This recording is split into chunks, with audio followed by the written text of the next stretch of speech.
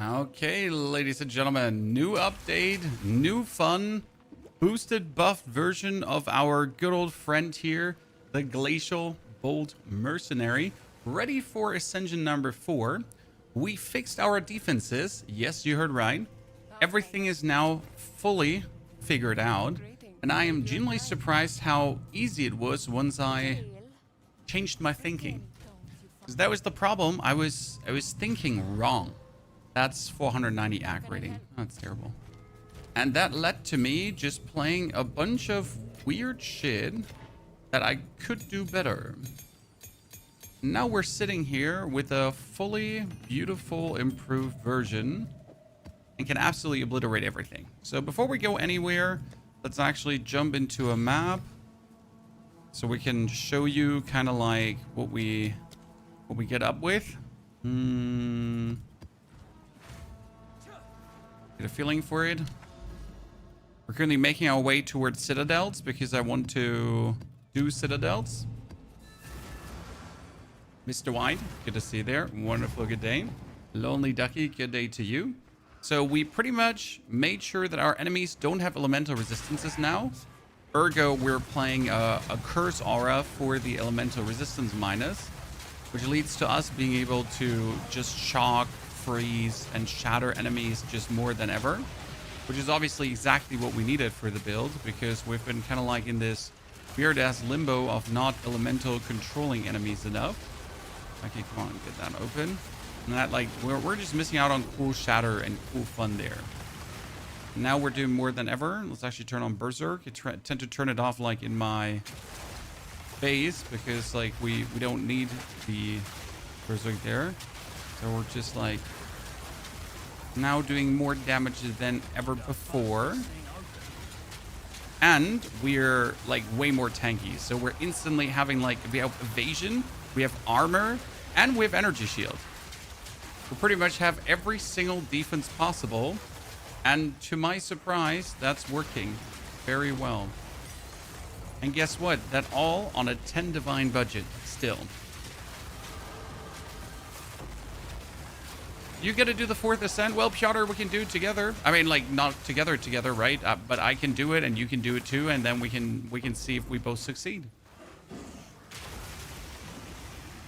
Every day's going well. Well, I got the telecom technicians here, and they finally put the fiber line into my house. That's why I'm so late, which is amazing because currently I only have 40 Mbit upload. So if I actually manage to get fiber in the next 2 weeks or so, then my upload will actually go up to 200. And I'm going to be able to push better quality to Twitch. I'm going to be able to put better quality to YouTube. So and I can record also in better quality. So I can make everything better quality finally, which is just absolutely amazing, right? I mean, like I'm just looking forward to being able to get you the best view. And that support of fire is actually like you can make a whole build out of this. So we're actually gonna like I have one more build planned for this season. I actually have many more builds planned for this season. But I want to do this support of fire build as I think it's going to be like an absolute amazing one. And you can even instill Dominion onto it. So you kind of like permanently have it up. I got some plans. I got some plans. I mean, for a complete beginner, also the Monk is really good because it's pretty straightforward. The problem is there's a big fuck up potential that you don't understand how... what is it called again? Works that you don't like understand how the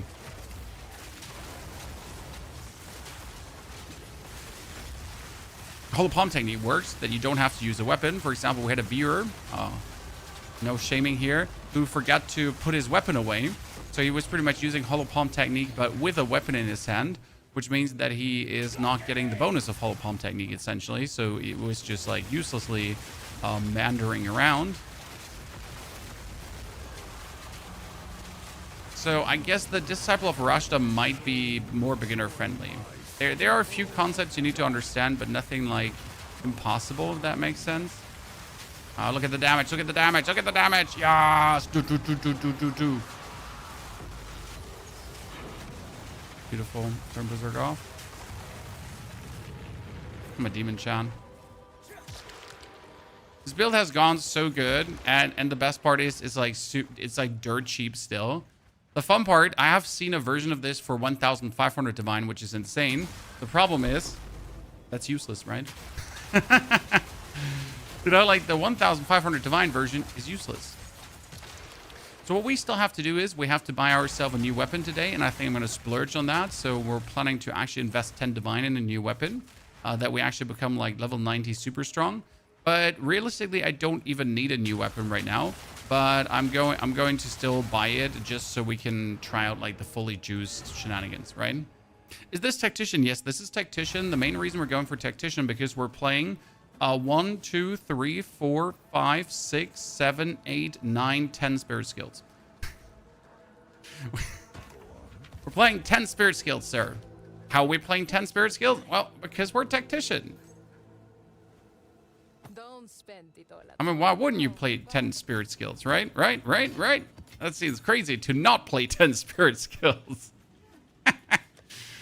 And it gives us so much defense, which is the crazy part. Okay, let's do a level 81 here. Boop. Wibbity wop. Oh, that was Well of Souls. That's the wrong one. We're going to have to do Trials of Second Mouse. I wonder if I'm actually going to activate my Berserk for the Trials of Second Mouse, or we're going to go without. Okay, let's see. We had a few changes in the passive tree, as you can see, like with a more chance to inflict ailments. We have here back more damage with the heralds, and I'm currently like trying some reservation efficiency, but honestly it's not worth it because we have like 2 heralds, so that reservation efficiency is actually wasted points. How? Oh, that's actually very simple. Tactician says in the ascendancy 50% less reservation on persistent buffs, which means that you can, without a problem, right, like use all these buffs and not have a negative from it. And this is like amazing because these buffs are like Herald of Eyes, 15 spirit. Ghost Shroud, 15 spirit. Eternal Rage, 50 spirit. Trinity, also only 50 spirit. That's crazy. I mean, I only have 264 spirit. I don't even have a lot of spirit. And I can use all of these.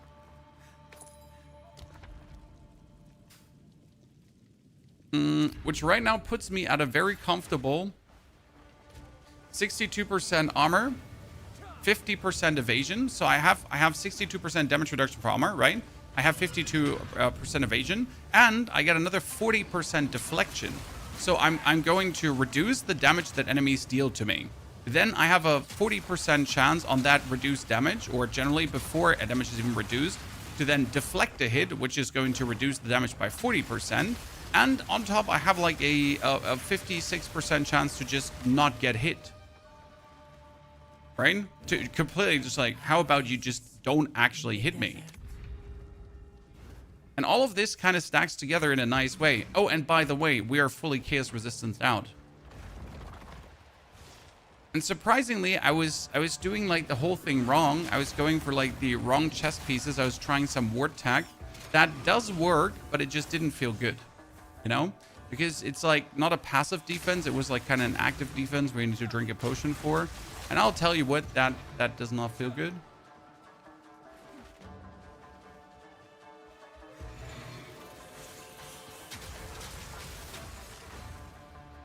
Using some weird ass passive defense.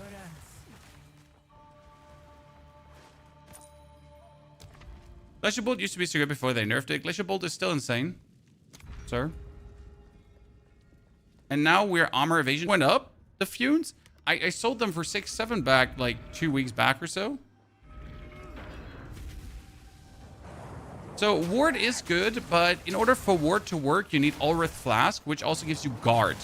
Guard is kind of like energy shield. So if I now drink Ulrith Flask, I would, for example, get guard. This guard is kind of like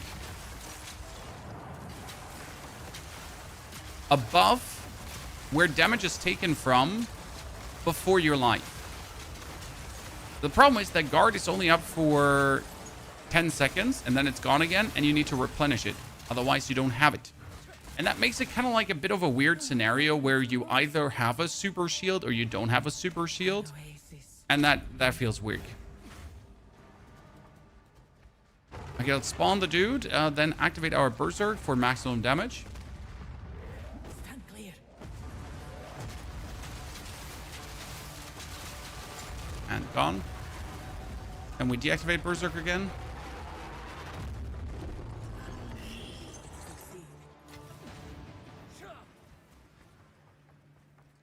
And let's see what we're getting. We got, you can see a additional room ahead. I like that one. And Fright Mask is also good.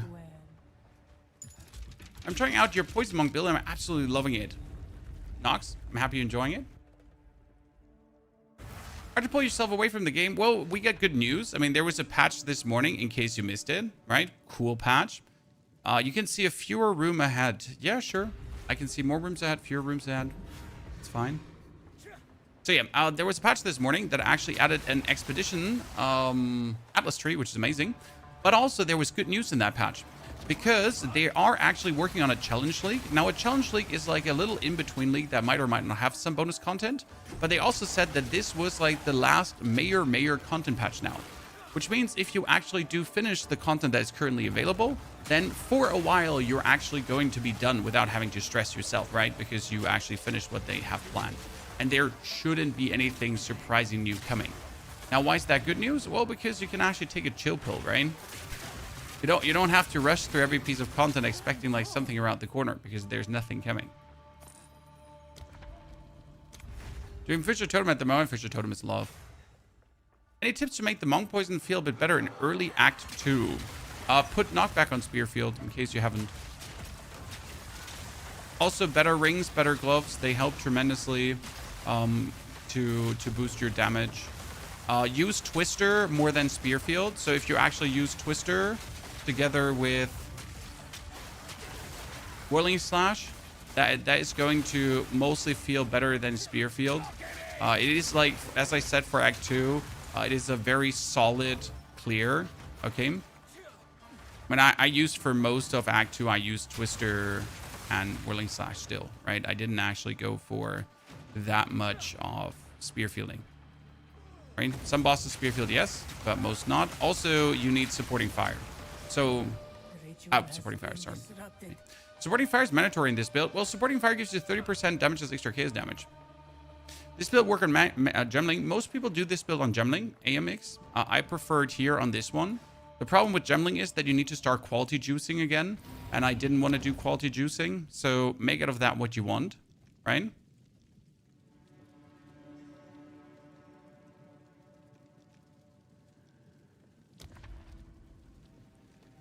Or reduce the light radius. I hate that one. It bores me so much.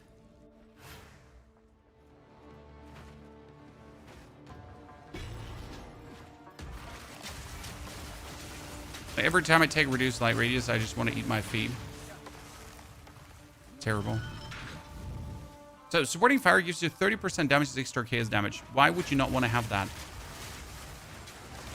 It's like the freest bonus that you can get.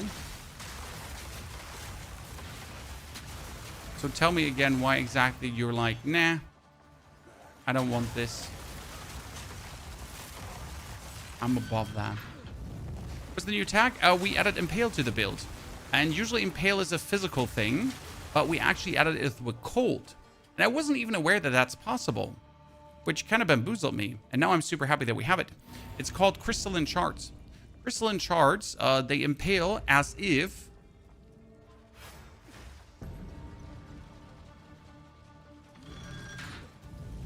with cold, as if you would be doing physical. Now, what does Impale do? Impale stores the initial hit.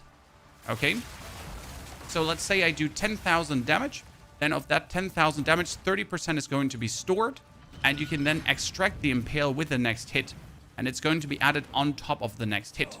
So if I pretty much shoot him here with my Frosty Mac Frost Phase, and my Frosty Mac Frost Phase impales him, and I then can extract that Impale, then, especially a lot, then each consecutive hit is just going to get like a lot of bonus damage. And since we have like these tiny ghosts going on, so these tiny like Verisium manifestations flying around, they can extract the Impale, which leads to incredible bonus damage.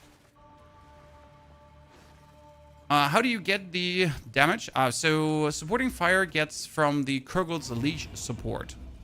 This gives you Unholy Might.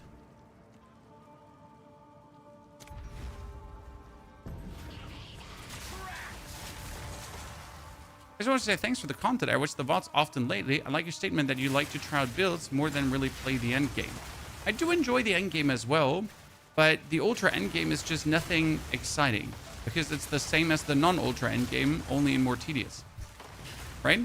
I mean, sure, 200% delirium is intriguing, don't get me wrong, to do once in a while, but would I want to now try to do every single map in 200% delirium? Absolutely not. That sounds of 10 to 15 exalted, probably. Now, obviously, if you enjoy crafting more, then please do craft away, but the reality is that items are just dirt cheap. I, for example, needed 2 unset rings. Unset rings are required in this build because I needed more skill slots. Otherwise, I don't have enough skill slots to do things. But these unset rings need to also have specific things on them. So I managed to cop these for like 50 exalted each. 50 exalted sounds like a lot, but realistically it's not, because one single divine orb is 300 exalted. We have a build guide yet. We have a 1 to 65 build guide, but we don't have the endgame update, which means we're gonna today play to level 90 really quick, then boost the build a bit further, and then I'm going to give you the endgame update, because we actually juice this build quite a lot. How does your living lightning shoot arrows? My living lightning does not shoot arrows. That is a, what is it called again? That's my archer, my mirage archer. It's called mirage archer. You can slot a skill in this case, Glacial Bolt. Okay, 50% damage, enemies 30% less life. Let's go. My blasphemy with repulsion and the poison monk are not working. Why? Simple, Torsten. You need to level it up. Your blasphemy, if you go over it, says blah, it's not affecting enemies that are above level 52, 51, 67, and so on. Oh god, he said 67, as if he's trying to mask the good old 6-7. You need to work on that. So yeah,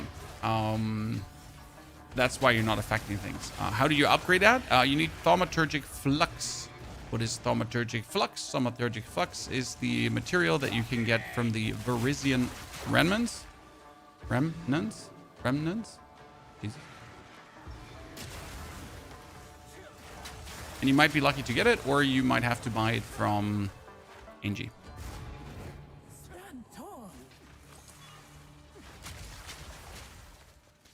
Any idea where to find the Legacy of Greymake gem? I have never heard of that gem. I'm not trying to make fun of you. I literally have never heard of it. Traps are faster. If traps are faster, I'm dead. Like, seriously. I don't know if you've ever been to Traps are faster. It's terrible. Thank you for the answer. No problem. That's what we're there for, brother. And if I wasn't like going to answer you, why you're even here? Not for my good looks, that's for sure.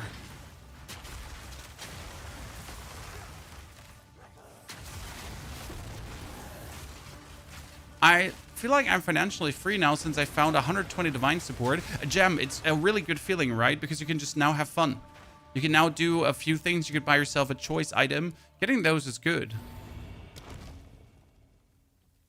3 traps deal triple damage. Yeah, you know what? As much as I would like to take this, you know what happens? It's just over for me.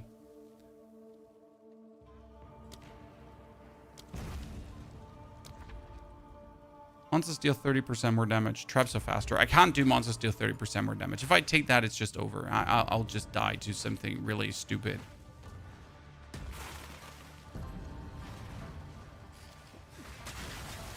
The traps are faster has a problem because that means bombs are faster, right? The traps in Act 4 are faster. And that counts in the time traps as well. Because you have like these traps that you have to walk through, right? And then they're timed.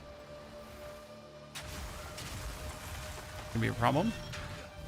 If you don't mind, I'm 72. Can I swap to Navira now? If you have all the things that you need to swap to Navira, you can early swap to Navira. Just make sure that you have everything that is actually required for it, right? But yes, you can swap to Navira as soon as possible. And Mitsu, I have had 0 time to do things off stream. I mean, with the hot weather, I'm pretty much done streaming, and then I just make sure that my children don't overheat, and I kind of retreat in a dark, moist corner and don't move anymore. Sadly, no AC in Germany. Wasn't worth it so far. It's also like just one hot week and then it's gone again. So again, not worth it. Flicker Strike build. I don't like Flicker Strike, so I have never made a Flicker Strike build. I am sorry. Exceptional Gar from Aziri for 650 div. Yep, that one is a good one. I mean, I'm currently sitting like at 34 divines. I actually got 12 new divines this morning from...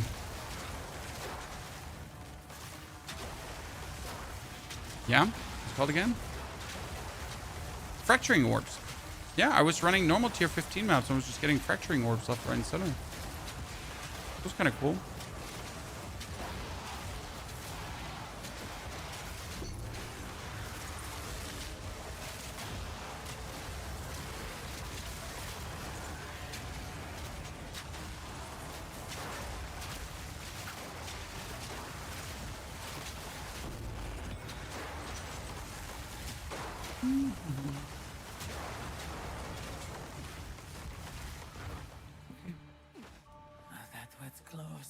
It's always thought to hear heat waves living in Australia. Are we prepped for it? Yeah, I mean, we just suffer.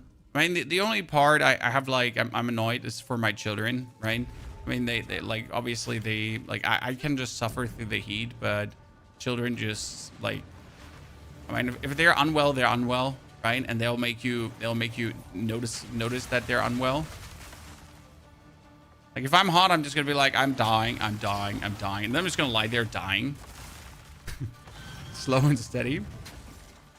Your builds are always OP. My builds are always good and affordable, Sleek Man.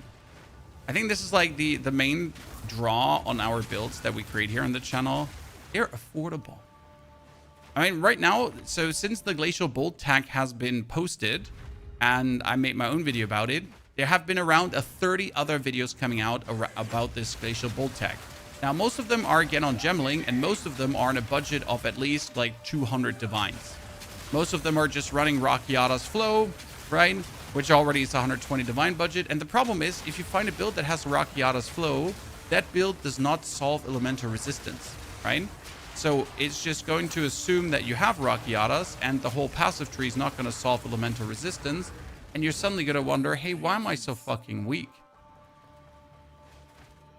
Which means we had to find a way how to solve elemental resistance. I mean, it was kind of easy, but we did. How do you manage your work life with this game? Well, this is my work. Sir. Right? This year... Oh, I should have turned on Berserk. I forgot. Oops. Missing out a bunch of my damage. Can you make a demigod for farming currencies? Already have. We released one, like... Two guides. One very basic and one more advanced. How do you take no fire damage from traps? You roll through. You just roll through. Where do you keep all your builds? Mobalytics. Usually you just go over to YouTube, and then you'll find... then you'll just find the respective video with the link to the build guide.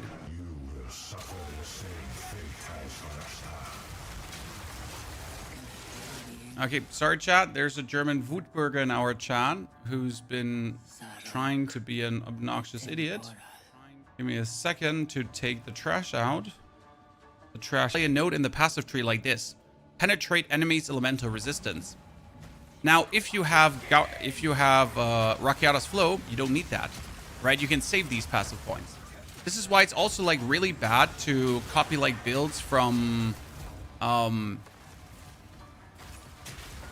Ninja, because people go like on PoE Ninja, they see a build there, they just copy it, and then they wonder, something ain't working here, right? Something ain't adding up.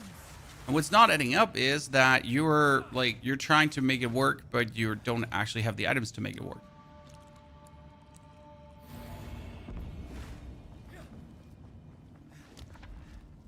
Okay, monsters deal more damage. You have no evasion. Monsters have increased maximum life. I don't want any of these, so I have to go for monsters deal more damage. Now, I could simply just pull out my Berserk here to kill enemies faster. But as you might notice, we're not running like maximum damage right now. But it's literally because Berserk just drains empty my life, and I really don't want to deal with that. So I'm going to have to pop Berserk on when we're fighting against Zarek the Temporal. And then I have to solve the life regen. But I think I have a solution for it. Every build so self-unfriendly. It depends on the build. Some of them are not. For example, Disciple of Arashta, solo self-unfriendly. This build here, considering that, like, technically solo self-unfriendly, however, you kind of want to have the Alpha Cell, the Warrior, and the Painter's Servant to really get the most out of it. The Painter's Servant is relatively easy to get. Getting the right Warrior Invictus can be effort and futility, right?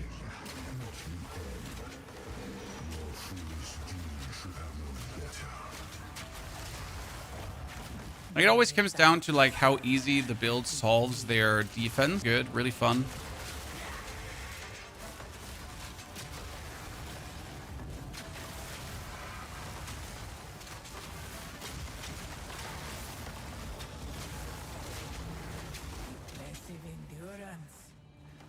I really like this build to try on. How does it perform endgame, like 200% delirium and stuff? So the endgame is not 200% delirium. The endgame is tier 15 maps or styles. We're talking about the juiced farm, right? That's different. How does it perform in juiced farm? I haven't done 200% delirium yet. I did some for leveling. Yeah, for leveling you can do 200% delirium. It's kind of funny. But I haven't done any tier 15 200% delirium yet. Because I was solving defense first. And obviously 4th Ascension.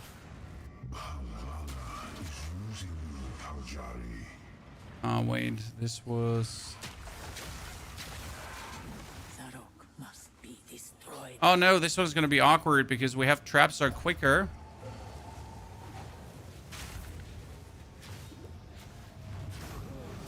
Oh goodness, I took so much damage and it might not even work.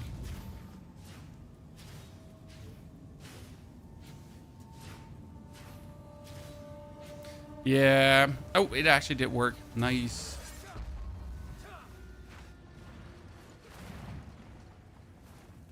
Doesn't always. Sometimes it's buggeroonies. Okay, what we got here? That's Zarek the Temporal Chan. That was a quick one.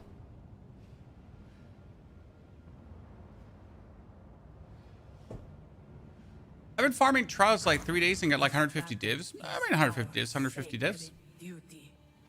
When you wake up, I wake up at 3 a.m. Okay, let's activate this. Sometimes 4 a.m. depending on how late or early I go to bed.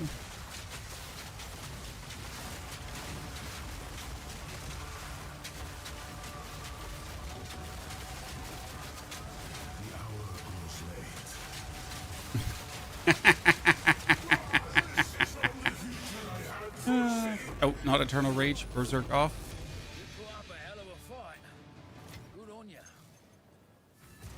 And Ascension. So now that we ascended, we currently had here more mobilization build up, right? And then we're going to do here increased armor evasion and then also gain deflection equal to armor. So that means now we have 63% armor, 54% evasion, and we have 44% deflection as well. Triple stack defense. We will succeed. So, gold, Arcanist. I wouldn't have the Arcanist. I've gotten like multiple Divine Orbs out of these before. You know what they say about found money? Whenever I take time loss, I don't use them anyways.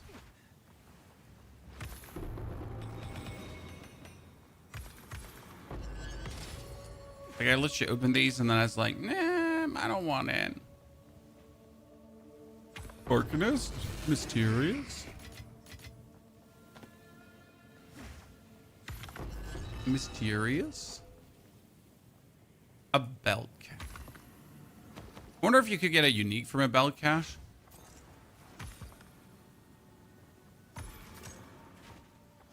So that was our 4th Ascension.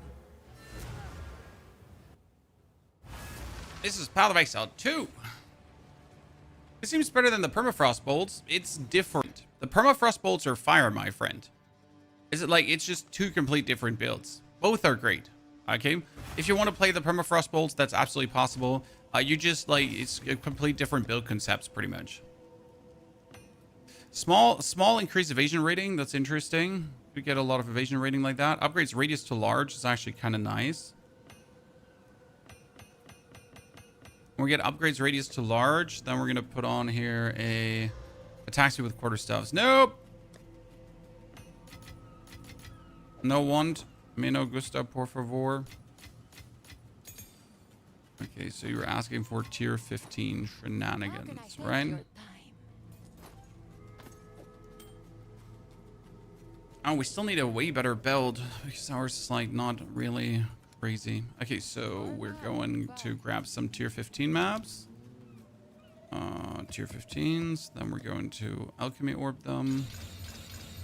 Then we're going to go to Pharaoh and buy ourselves liquid verisium. Good day.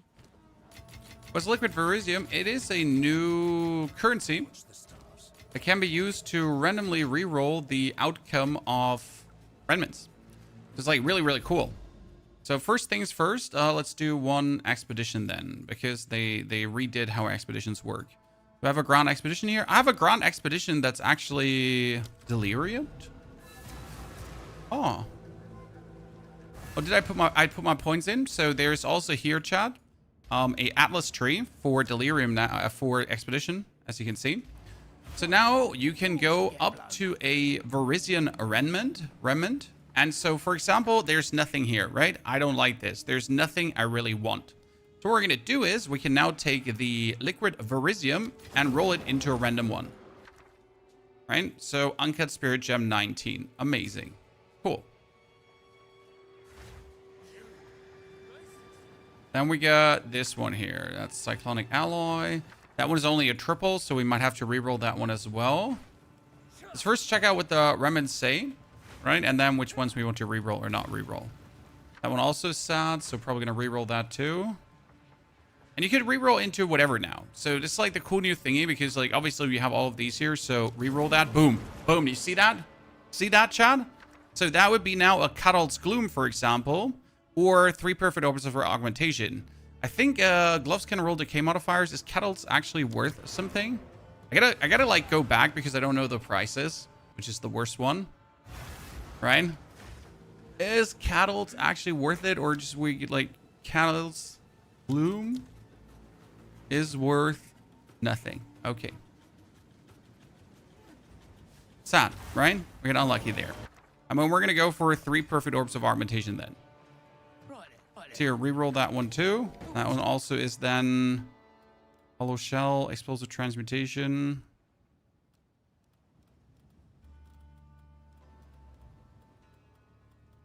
Animal splinters. Voltaic berry is actually really powerful. People like that. Then we got here a sovereign alloy. I think sovereign alloy. And lastly, so you pretty much want to just re-roll all of them, right? Because the outcome could always be better. You never know. Okay, let's, where we're going to start. We're going to start here on the right side.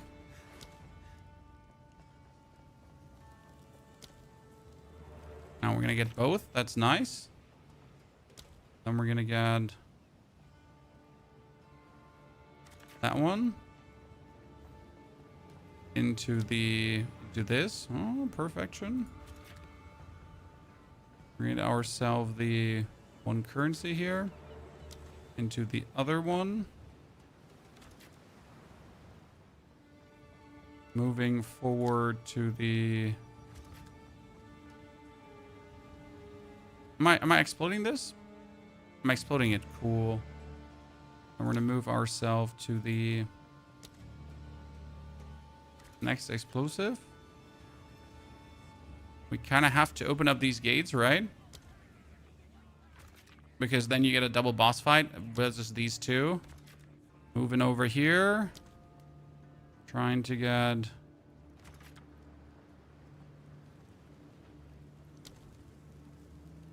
I don't think it's actually exploding that one, so we're going to do this handish. And we're going to re-roll him. So we're going to re-roll him. Re-roll him. Oh, wow. These did not get better.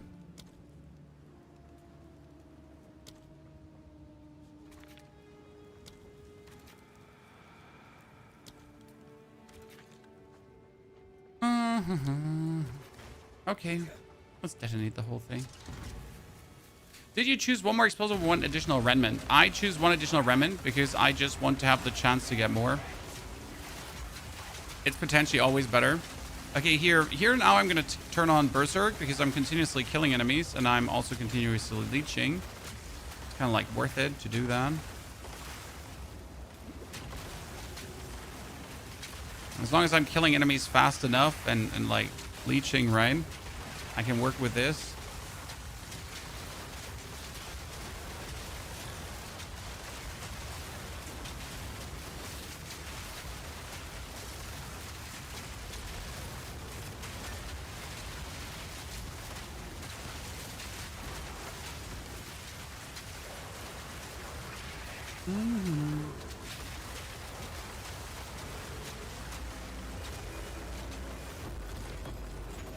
Don't forget to actually pick up the Verisium now, right? Because we've been ignoring the Verisium mostly. Because, like, why would you pick up the Verisium? You don't need it. There's nothing you can buy for it. But since you can now buy yourself these reroll shards, it would be stupid to not pick up every piece of Verisium, right?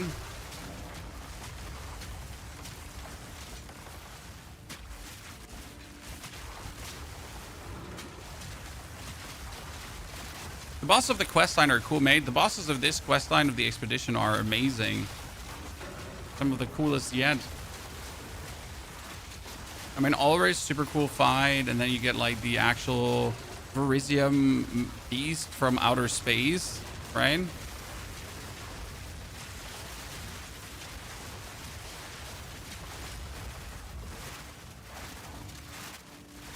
Come here. This is something they definitely need to fix, that like the actual minions just spawn closer, right? Because this is like, frankly spoken, is terrible. Who wants shit to like randomly spawn outside of range?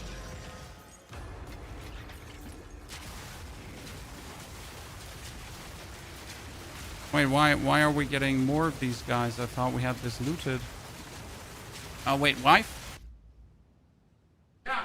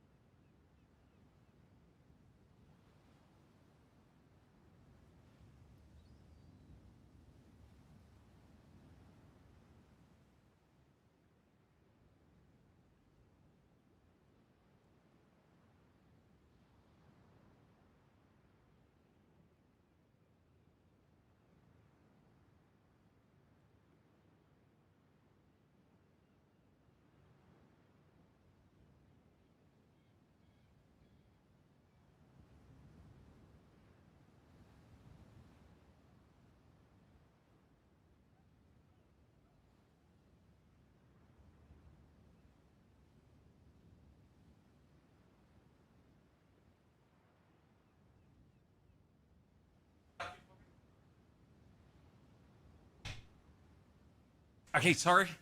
I had to talk to the telecom people.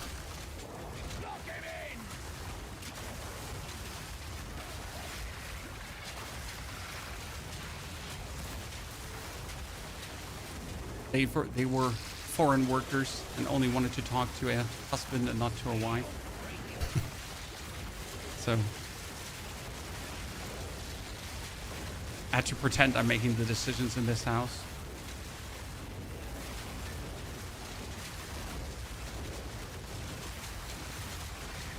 Ah, this defense is just feeling so good. See, like we're never even remotely in a position where I feel like, oh no, we're going to die, right?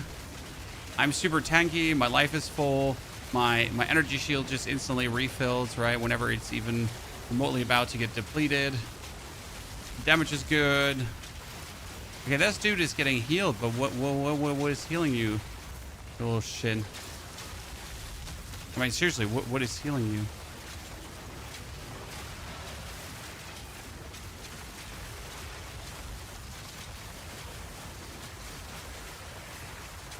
Something is shielding him. Let's turn that off for a second. Sovereign ally, thank you very much. Holding quarterstaff.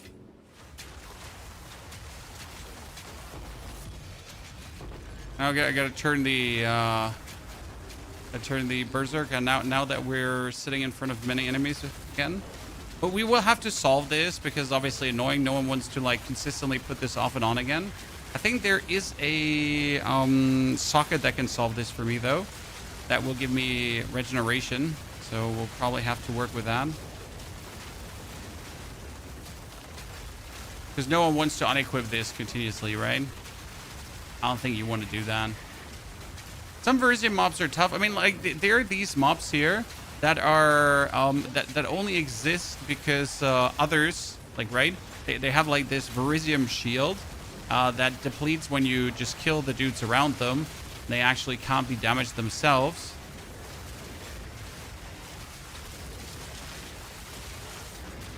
It helps that we're freezing enemies. It doesn't help that we're playing this area here in... what is it called again? We're playing this area here in +1 area level, so all ground expeditions should be area leveled up. I like the Glacial Bolt leveling build. It's amazing. Thank you for making good alternatives. And we're not even done, my friend. Okay, what are they doing here? Sir, ¿dónde está la biblioteca? Because we're fighting down here, right? And he just spawns like that thingy on Narnia. What was that?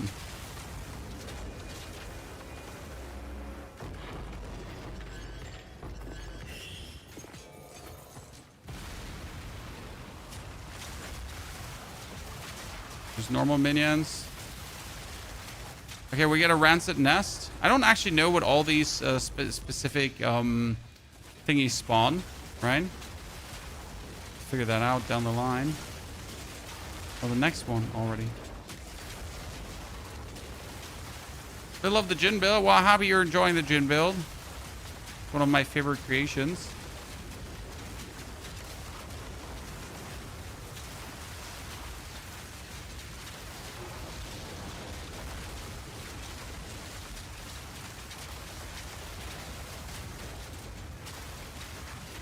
It's super fun to think out of the box. Well, I just like to look at builds and see what I can do to put a spin on it, right?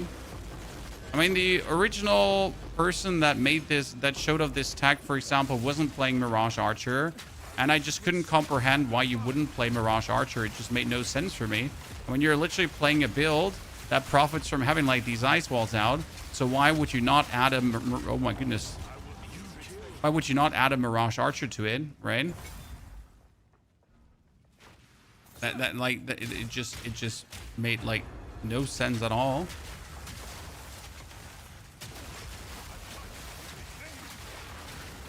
But as it seems, they didn't want to.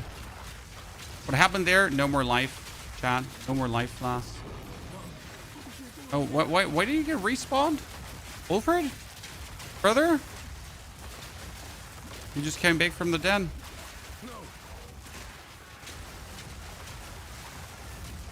Wait, he came back from the dead and then he ditched us? But why? You know? He's like, hi, bye. Okay, but why, brother man? Ooh, Divine Orb, let's go. Definitely have to solve for all the different... Okay, Stale Crevice. I think Stale Crevice, is that not like one where the Verisium Knight is? Because there's one with a Verisium Knight in there. Oh, wow, that killed me, jeez.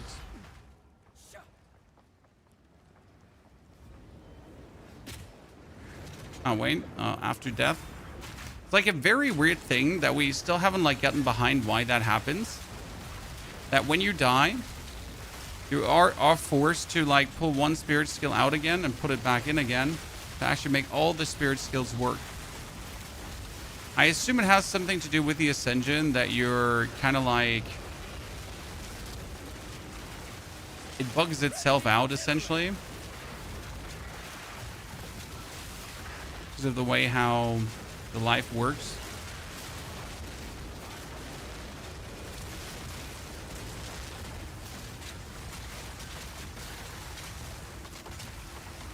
Okay, that one is solved.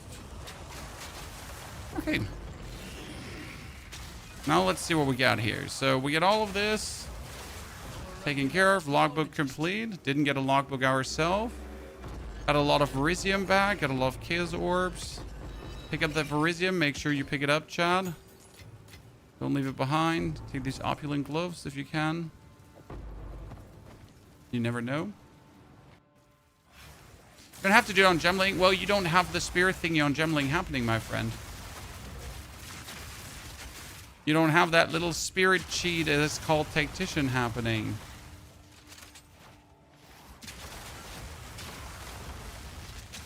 In case you missed it, Tactician has 50% less spirit reservation efficiency. I need that one here for a second. So I can level up my blasphemy.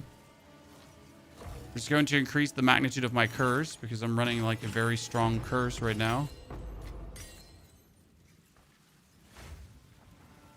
You could use an ornament plate. Nope. We require a Warrior Invictus. We didn't actually try to play a full armor plate, but I'll tell you, it wasn't as good as playing the Warrior. So the Warrior just works better for what we're doing. Okay, a Rancid Nest.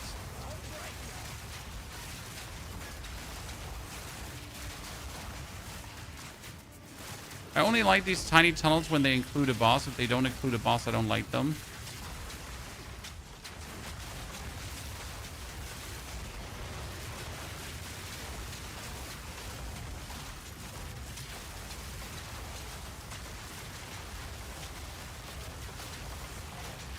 Oh, what is that? Oh, runic knowledge. Oh, I got a recipe. Chat. Finally, after all this time. Okay, so outcome 1 divine. Was it only 1 divine? Because we also had a sovereign alloy.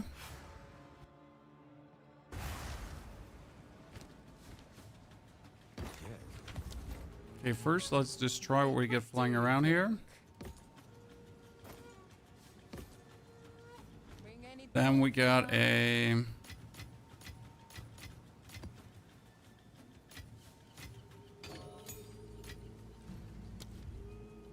Mirage Archer.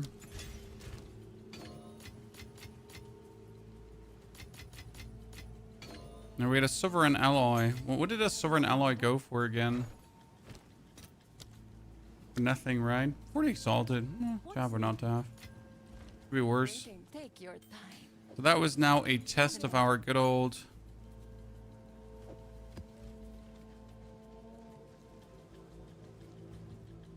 Why sometimes I can't shoot at monster's feet? It seems that didn't work. Not sure. What do you mean? I play on DX12. Okay, let's go to a Citadel. Because I actually did set up a Citadel for our testing, guys. It's a Copper Citadel. So we're going to go in here. Patches Ignited Ground. Monster Critical. So very, very dangerous.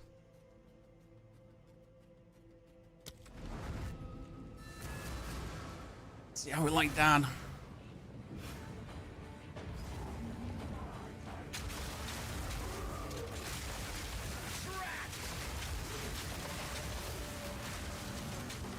No, don't stop draining my mana. I cannot deal with that. I don't want my mana be drained or ruining. Not sure what you're asking. Like sometimes you can shoot at their feet, sometimes you can't. With what skill? Or do you mean that sometimes the glacial bolts don't make the glacial bolt thingies? When you shoot at people? That's what you're asking.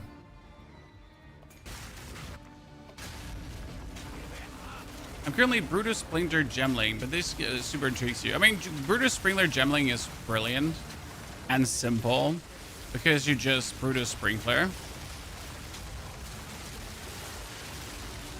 This here is an Ice Shot Merc using Ice Shot, Impale Tack, Herald of Ice. For Herald of Ice, I do need to get myself a bit more freezing stuff to actually work. Might also consider cutting Trinity to actually go full on the freezing stick. Because right now, as you can see, we're not really shattering, but I think we can fix that we're actually shattering. So we're gonna think about like how I want to do things, because right now we're doing like the equivalent triple elemental, right? Oh, what is this? They're undying, right? Yeah. Because of the shrine. No, there was a freeze in between. The wolves, no, the wolves are useless. At least for the way how I play this build. So Pound's wolves are not an option, no. I was thinking about playing with the wolf pack, but also wolf pack is not required. So, no. Best support gems for Herald of Thunder. It depends on what you play. In my case, I'm playing Focus, Armament, Living Lightning, and Morrigan's Insight. Morrigan's Insight is there to just give me like a nifty amount of guard every now and then. Oh yeah, that's the damage we're looking for, Chad. Oh, we're doing so much damage. So it's again like the combination of all the shit that we're doing at him, right? But it's like these impales that we're putting on him, and then the impales that we're extracting. Just works really well. Oh, and this is, by the way, without Berserk on. So like, see how much bonus damage we suddenly dealt? So this was without one of our biggest damage sticks. What are you doing? Oops. Or so, British Brain? No, not really. I really tried the pounds, and it's so clunky. I'm sorry. Like, I mean, if you enjoy the pounds, please pop off. But it felt just clunky and not good. Certainly a possible tack, but I wouldn't call it like... See, like how when we get the... when we get the tiny Verisium remnants, how the impales are being extracted. Because an impale is being extracted per hit. And if you then have all these tiny dudes, like the tiny ghosts that are coming out, the manifestations, right? And they're just pulling the impales out per hit, and it just works so good. So we could technically cut the Trinity, for example, or we could look for an amulet that gives us more spirit, minus, for example, 44 spirit, which gives us armor and evasion rating. I could look to get a better one, because armor and evasion rating is actually not a lot. So I look for an amulet that has, again, armor, then evasion, and also projectile skills. So something like that I would need. Well, there's evasion percentage. So something like that, and then projectile skills. And technically, I would want to have 3, right? But with 3, actually 3 is super cheap with this, because armor and evasion rating, no one wants this, right? The problem is, now I would also need spirit, and that's where it gets expensive, because I need 45 spirit at least, right? And then we're at 15 divines. So if I now take out projectile skills to 2, we're actually sitting at 3 divines instead of 12 divines. But it's like 48 spirit, right? Preferably, I would like to have 50 spirit. That's where it gets like then super expensive. So we're often like not even looking for this, because the bonus of spirit is just really...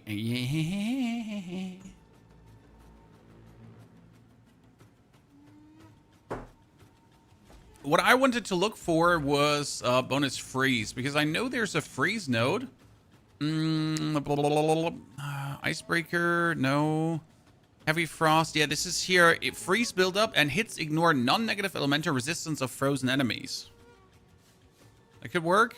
We could also hear a 20% increased freeze buildup plus 50% increased damage to hit against frozen enemies. So that would actually be cool. Right, should work. We go for 40% freeze buildup here. Gain 25 as cold damage. Gain 25% of cold damage as extra fire damage against frozen enemies, but that's kind of like extra. What else do we have? We got freeze buildup, chance to shock. It's also kind of nifty. So like a very simple node, but you can't actually put it on. So that's a bit of a bummer. But yeah, I would currently go for thin ice probably. Mm-hmm.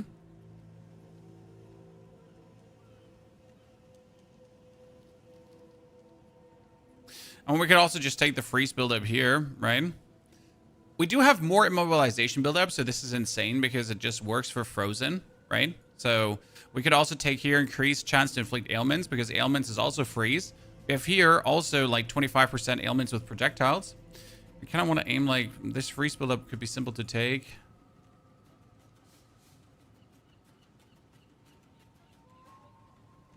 Any interesting ideas for an alternative Huntress build? I mean, you can take Huntress with whatever. If you do go for Amazon, like just get an accuracy weapon and go super damage, right?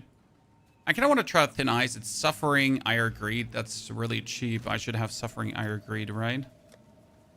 Oh, where's Delirium? I have, surprisingly, is Concentrate. Yeah, this is Suffering, Greed, and Ire. Right? Yeah. I never have the emotions I need. I'm like super out of emotions, so that's that. But seems like, yay. Once in a while. I'm building a Bleed Bear Ritualist. Yeah, that works. I mean, there's a lot that kind of works, right? But it's just not super flashy, if that makes sense. Right? It will work. It will function. It will do things. It will even feel good. Okay, what do we have? Suffering, Ire, Greed? Nice. Yeah, let's try that. I mean, we could obviously also instill Paragon for more quality, but more quality is not needed.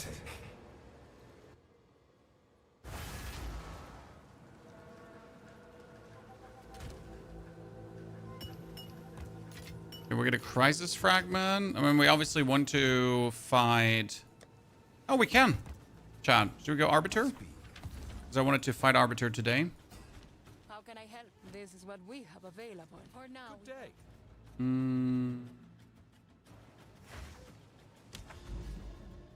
Arbiter. See how that vibes. What would you recommend a new player for Baby's first build? Whirling Assault? Whirling Assault, yes, definitely. If you want to go Caster, Disciple of Arashta. They're probably the most two beginner-friendly builds with the most resources also in the internet. This one here is a bit more of an advanced build in terms of like the interactions and everything, and it will take a bit of trial and error around. So I wouldn't recommend this out of the house, because like as you can see, I only have 2 skills in here. This usually indicates that it's like an advanced build that does a lot of things. I mean, I'm running 10 spirit skills, right? You need 2 unset rings, Painter Servants, Warrior, Alpha Sowl, that kind of stuff. Yeah.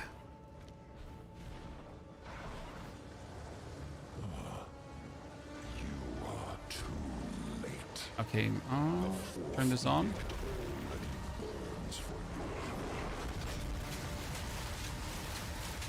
Can't take full damage right now.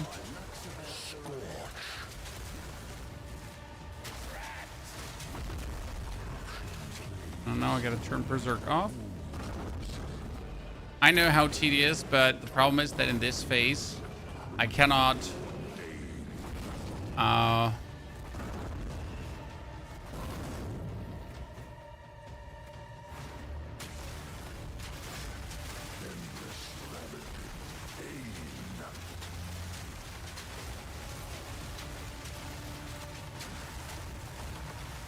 I think I'm not getting like enough word thingies.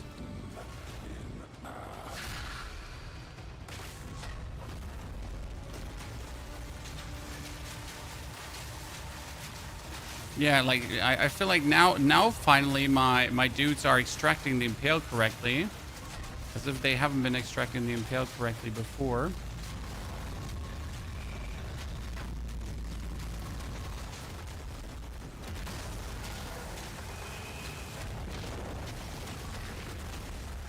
You just pull the full stop on every annoying move that he has. Because the Arbiter has like a few very annoying moves.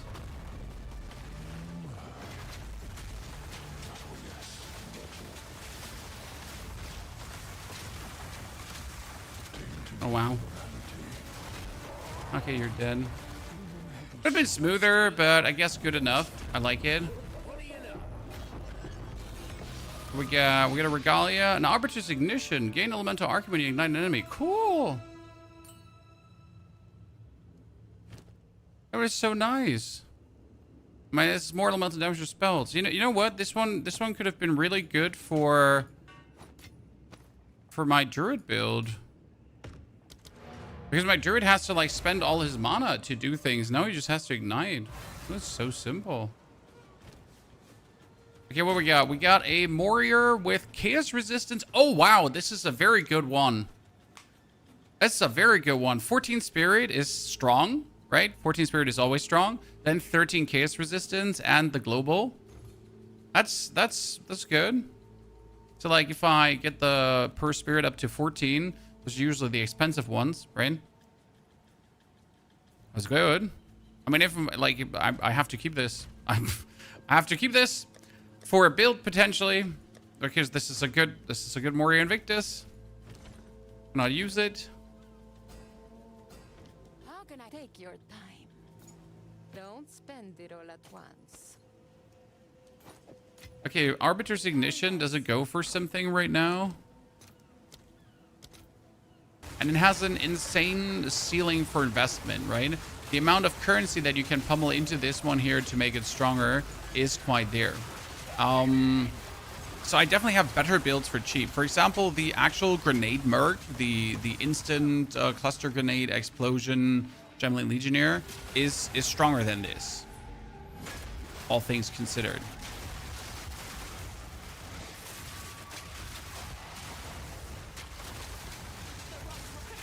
I mean, stronger in the base version, right? Whereas, like, I believe if you actually juice this one fully, it should probably come out on top of the other version.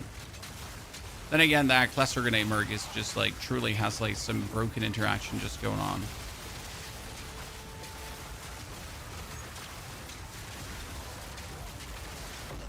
Also, the difference if you actually want to shoot or if you don't want to shoot, right? I mean, right now, this is like, compared to grenades, this is at least an active build where you are able to finally use your crossbows to do the talking for you. And talking for you they do.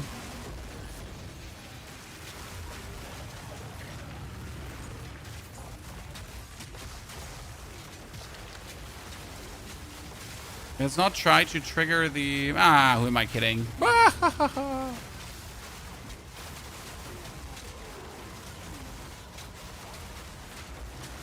Not try to trigger everything at the same time. Or, hear me out, Chan. Let's just trigger everything at the same time. Finally we've succumbed to the damage. I would do everything like this again, and I don't regret a single thing.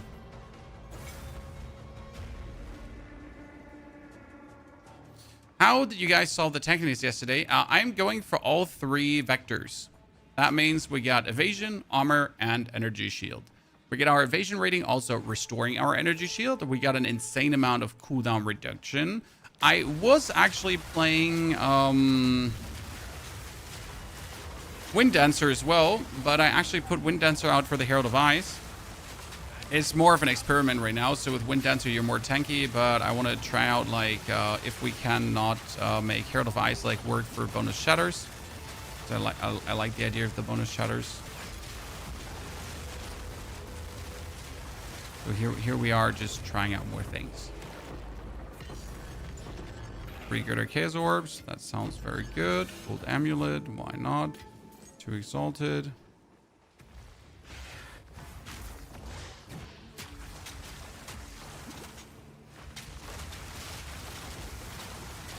The game still crashed, hasn't in a while for me. But if you're playing Flicker Monk and the build, the game crashes, then I guess more to blame on Flicker than the game itself. I mean, there are a lot of builds that actually cause the game to lag. I don't know if you've ever seen an end stage twister build. The end stage twister build pretty much has the whole screen permanently full of twisters, and for some reason that's actually breaking the game. Who would have guessed, right? That when you overload the screen with clutter, that actually would be to your detriment.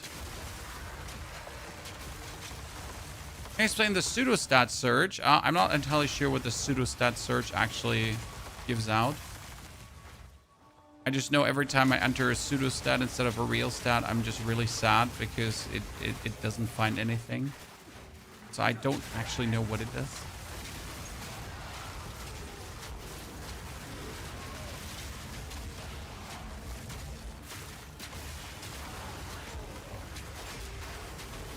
As you might notice, we're finally shocking enemies more. And you know why we're shocking enemies more, Chad? Because we gave them minus elemental resistance. So we put Blasphemy back into the build, but instead of taking Temporal Chains, our Blasphemy is now going for the Elemental Weakness Curse. And I think that's actually required, especially if you don't have a Rakiata's Flow, to properly Elemental reduce the enemy, right?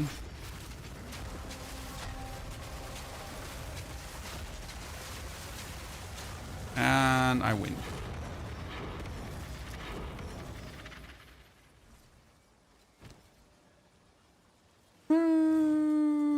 Boop. 31 decks. Rating. And instead of just looking for the implicit amount, it gives you a total amount, including the increase of the item. A pseudostat is a combined search field on the trade side that calculates the total amount of specific set from all sources on item. Okay. Seems unnecessary. 400. Corpse Wades. This is what we have available. So we're currently trying to look for would be a crossbow that like eclipses the current one I have. I mean, right now my crossbow here, as you can see, is sitting at 750 DPS, but it's actually more because we get slotted the elemental damage and gain damage as, so they're pretty good. Which means though that if I would now look for a better crossbow, I'm level 87, right? We would have to go for crossbow. Oh, sorry. Have to go crossbow. 87. And then sort by DPS and see what we can find. So like obviously it goes up to 1,500. So double the DPS that I have right now, correct? If I go now for trade filters and limit this to divine orbs, then I could be getting a 900 DPS. 900 DPS though without skill ranks, right? That wouldn't be so hot. So kind of like not what we're looking for here. I mean, this one is 900 DPS as a cannon. This one is 900 DPS. Like, does this count as a crafted modifier? So could you put skill ranks on this one? I don't think you could, right? Because it's fractured. I'm not entirely sure if that works with a fractured then. This one should work to put on skill ranks. Yeah, you cannot add skill ranks once the mod... Like, I cannot add... It counts as craft. Exactly, right? So, this one here, for 10 Divine Orbs, 900 DPS. So, 150 DPS more than ideal currently. Let's see, 15 Divines. What do we got here? This is 969. So, this one is a killer one, right? For 15 Divines, that's insane. That's, like, really, really good. It also has the chance to pierce, which is really amazing. And it has double leech, which is nice as well. Quite impressive crossbow, to be honest. This one is not corrupted, so I guess, like, if I wanted to have bonus damage, I'd probably buy this one for 15 Divines. We'll definitely, as I said, we'll definitely want to buy a 15 Divine crossbow down the line, because I need to vibe with how good this would feel. Welcome. What do you think? Okay, let me take a tier 15 map.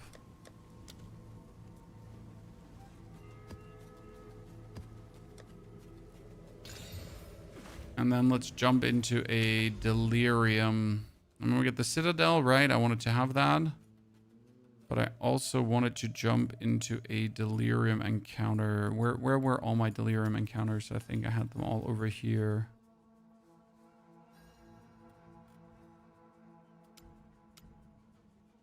Sinking Spire. Riverside. +1 level to monster levels irradiated. Oh god. Oh god. So this is a 200% delirium, right? The hardest content is actually level 81 monster area, so pretty high. Let's activate our Berserk.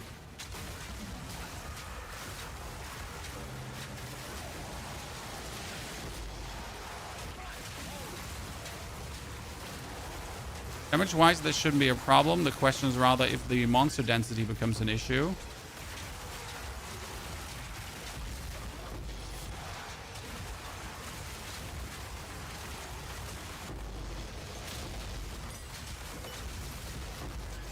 Lord!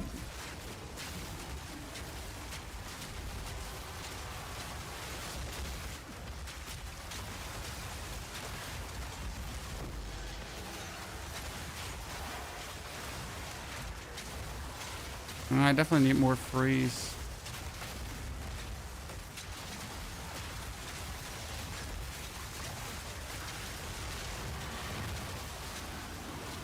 Because we're working on those freeze shatters more. But again, I'm not sure if we can actually work on this while using Trinity.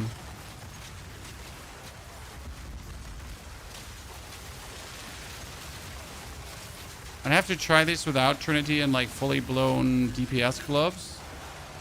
Just add a lot of cold damage. Problem is, if we don't play Trinity, then we need gloves with a lot of lightning damage. Right?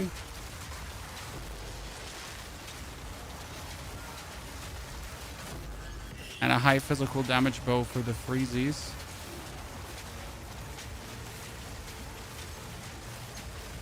Unless we would be equipping Embittered.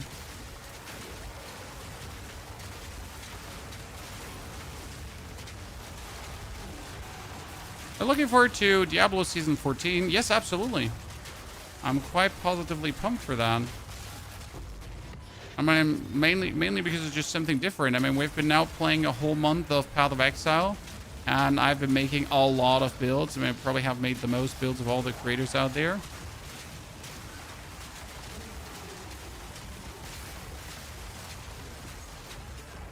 So I'm just sticking to one build, right?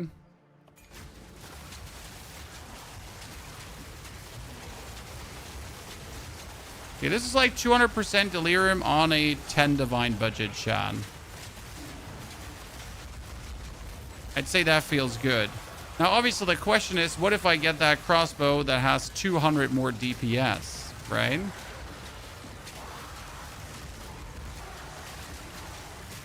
That's a huge game, because right now we're sitting at 20,000, like, Glacial Bolt damage, right? And Glacial Bolt 20,000.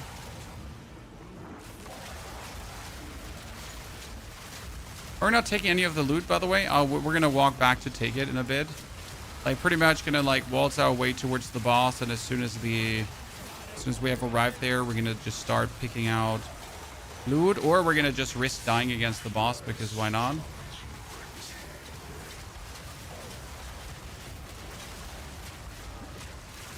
Actually surprised how smooth this is going.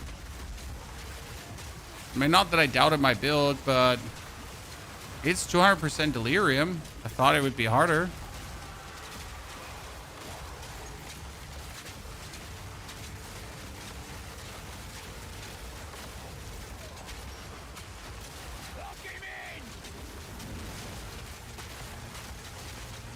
Okay, that dude is making the guys invulnerable, yeah. Oh, I have died to my own Berserk. Yeah. How have we died there? We kill ourselves with Berserk. That can actually happen. Okay, let's go. I guess perfect timing to walk back and pick everything up, right? Well, we just leveled up anyways, so no loss in having to go back.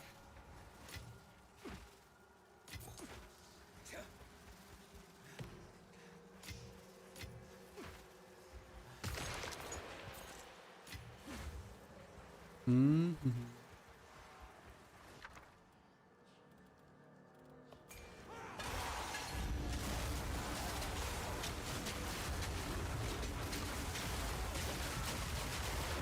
Keep Berserk here off for a second.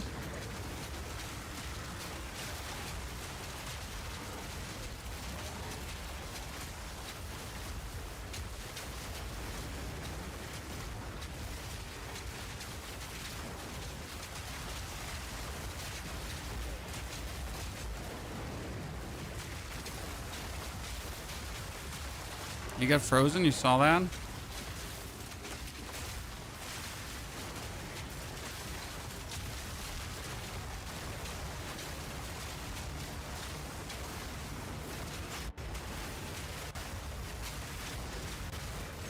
Why is the game lagging?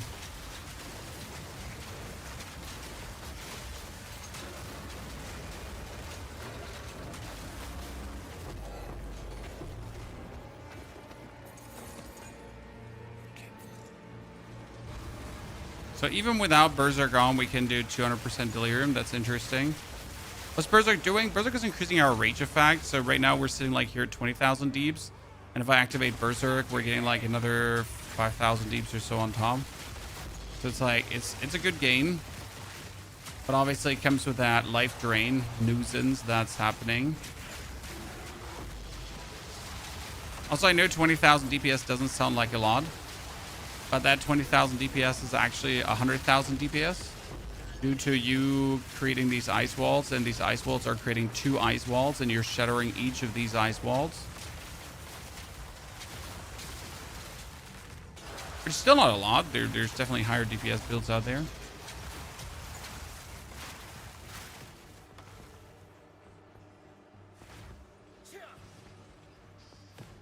Is it the cluster grenade is stronger? The cluster grenade is brilliant. And grenades are just straight up broken, my friend. The advantage of grenades is the multiple, right? So right now I shoot 1 ice bolt, 1 glacial bolt. And shooting multiple with multi-shot is actually not worth it, right? Shooting 1 glacial bolt and then having that destroyed is definitely a good thing.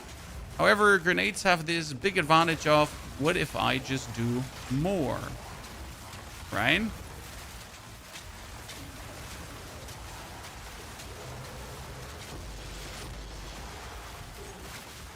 What would you do if I just, you know, multiply the amount of grenades we're using? What then? Activating Berserk.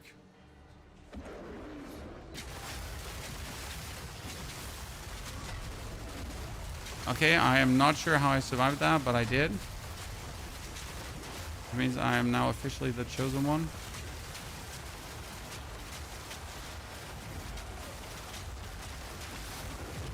Delirium 200% boss down, ladies and gentlemen.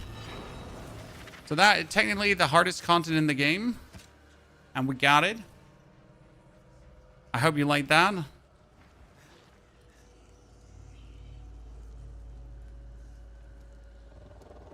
doesn't let me teleport. Great. But there's like one opened abyss that I need to find.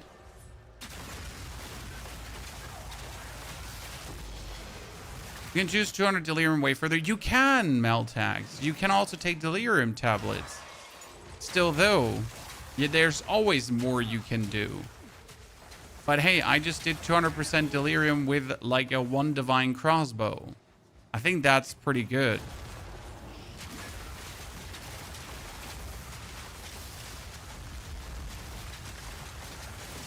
It's always like, sure, you can do more, but how much can you do for cheap?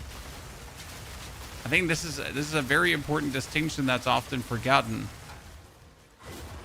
And that's very, very important for this channel.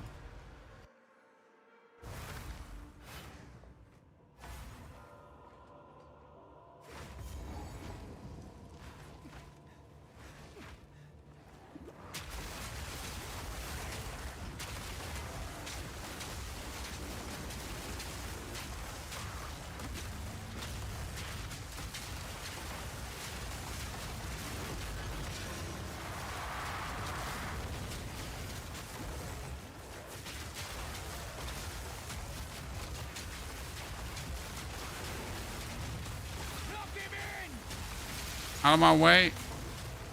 I'm trying to get through.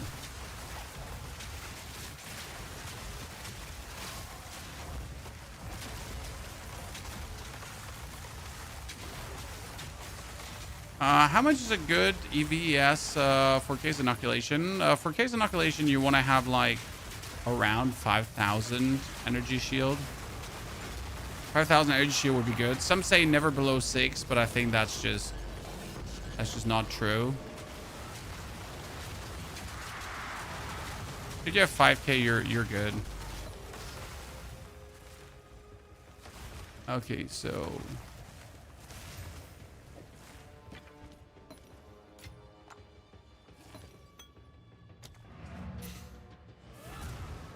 that was a good one. I like that. I'm at 4K. I mean, you can do it with 4K. There's like, it's not impossible. It's again the thing. It's not like that you can't do it with, right?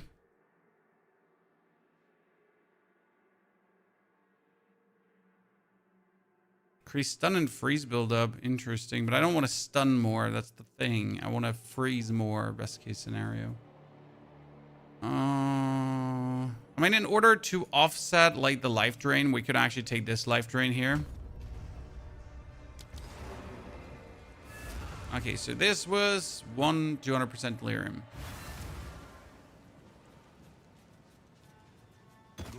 I mean, I've done energy shield as low as 4k, and sure, with 4k energy shield, you'll every now and then come in that situation where suddenly it's like, oh no, I have died. How unlucky. But that's kind of just like, just part of what it is. You know? That, oh no, unlucky. How can I take your time? It's just what it is. For now, we part.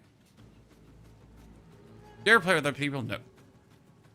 I do think this is truly a fantastic single player game that I wish to fantastic single player, but I do not play with other people. Has nothing to do with me hating you. I definitely hate you.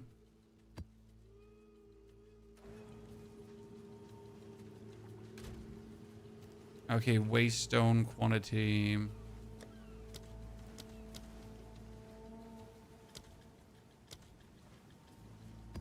Waste stone. Waste stone.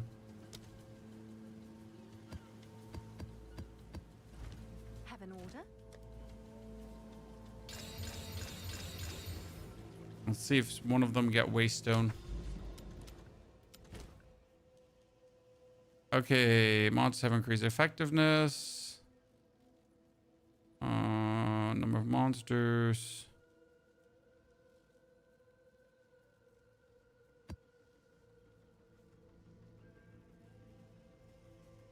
Increase quantity of waste stone.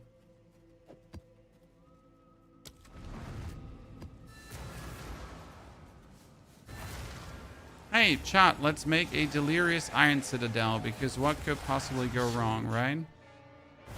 But, again, let me quickly do this one here. What is it?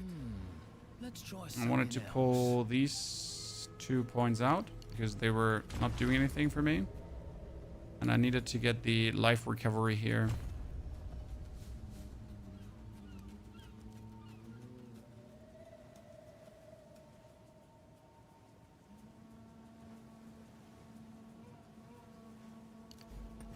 Now, at the end of the day, this is like a good amount of life recovered. Also, we could probably remove 1 greater iron rune here to put in a... Oh, there is one for life regen. It's called life regeneration. It's called the boar idol, I think, right? No, not the boar idol. What's it called? Yeah, regenerate maximum life for a second. The rebirth rune. But wasn't there... No, there was a better one.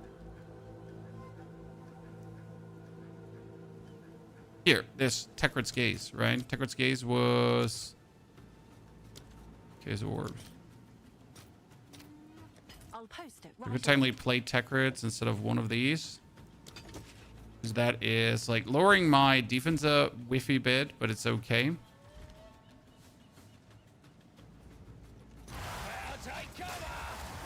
But if I'm now going to turn on the Berserk, as you notice, my life is not just wasting away right away. That makes it obviously so much better if I'm not like forced to instantly drink a potion every single time.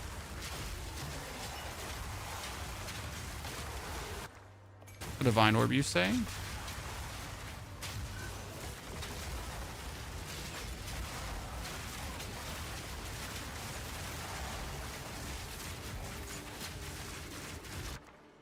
Varana Saga. I wonder if Varana Saga is actually able to give you the Varana Orb. Because I know there's a lineage support that's called Varana's Wibbity Wobbity. And I always wondered if actually that Varana's Wibbity Wobbity would be dropping from Varana.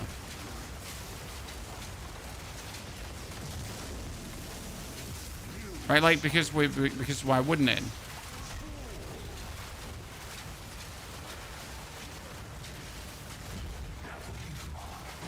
Powerful map boss down, ladies and gentlemen.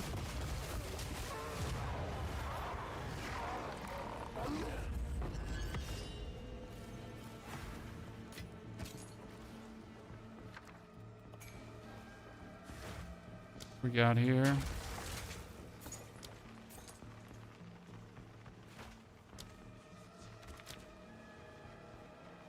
Why can I not put that down? Because it's out of range. Great. See? That was so weird. Let's trigger both at the same time because what could possibly go wrong? Right.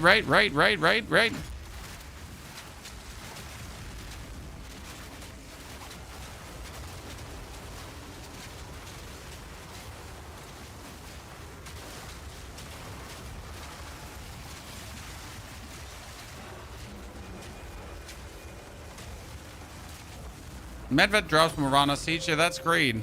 That the lady that's responsible and called Verana does not drop Verana. That seems really reasonable to make it that way.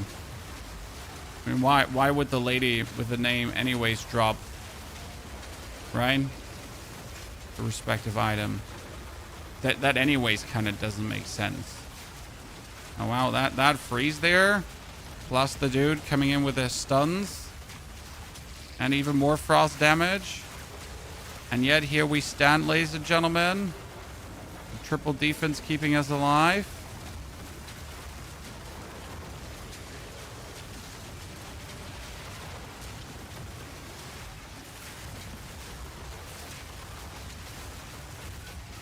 Now that specific expedition cluster is really trying to do me in.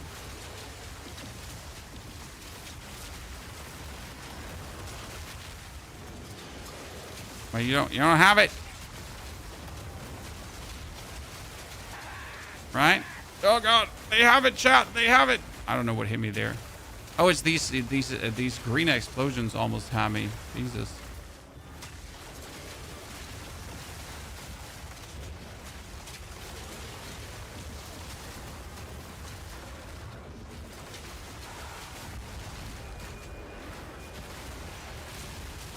Oh god, turn Berserk off for a second so we can here mentally recover. Okay, gem cutters, thaumaturgic flux.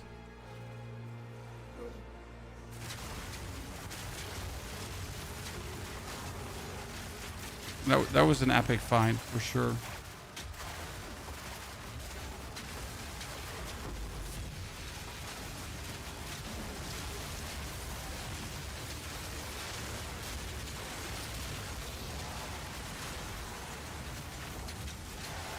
Now the best part about the chest piece is that it just fixes all our chaos resistance and we don't actually have to care about chaos resistance.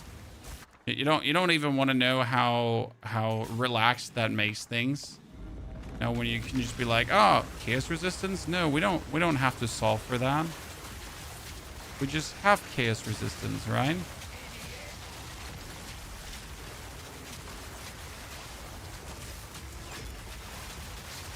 Because we're getting chaos resistance per socket filled in my chest piece, and that's 13. So you get 52 chaos resistance just from the chest, and that's it.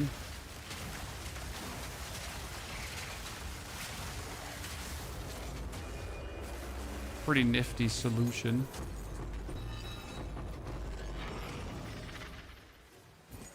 Okay. What do you think about permafrost bolt build? Permafrost bolt build is really strong and super fun to play as well.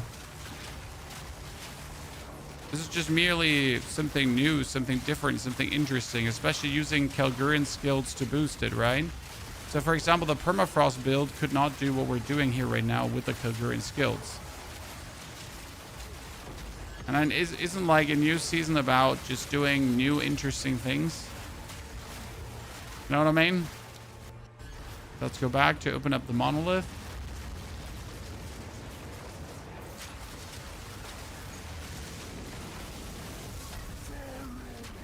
Oh, you thought you had me, Tourney? That's cute.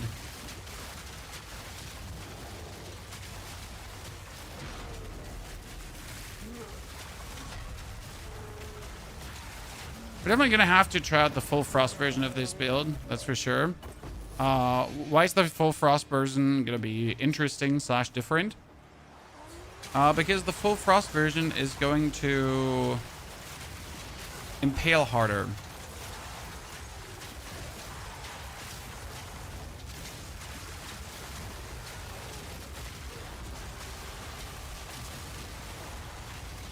I gotta give that a try.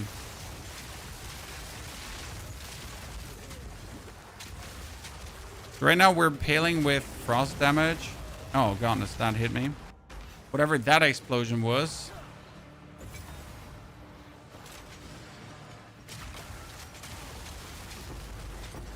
Certainly did not want to die, right? Whoever had me there. And now we should just focus on the boss fight quickly.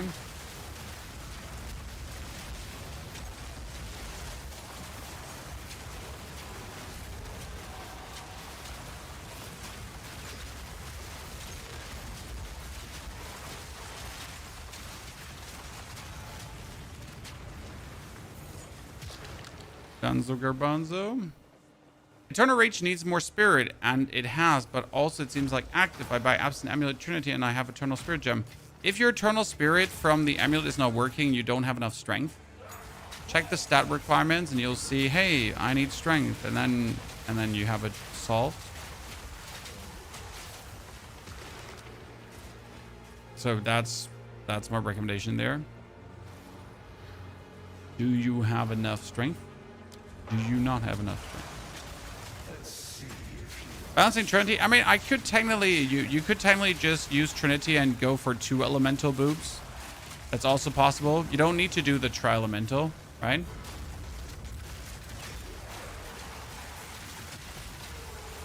I mean, I did that on my last build where I actually just had it solve itself, right? In that build, I was also using all 3 heralds, and then we we just had it work, pretty much.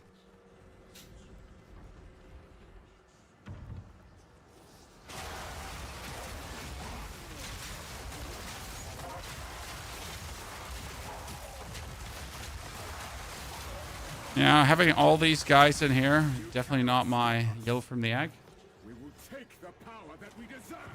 Task Force, the Disciple of Varashta, is really cheap to play and really fun.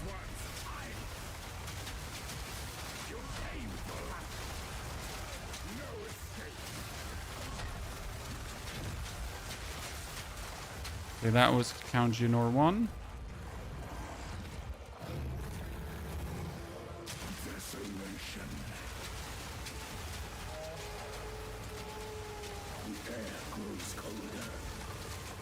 Berserk off again. It's really annoying that we have to care about that.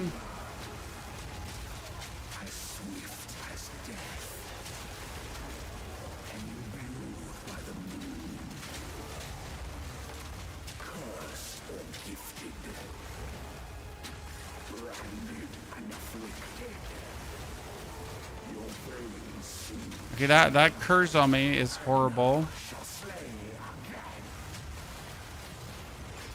Oh god. Oh god. Oh god.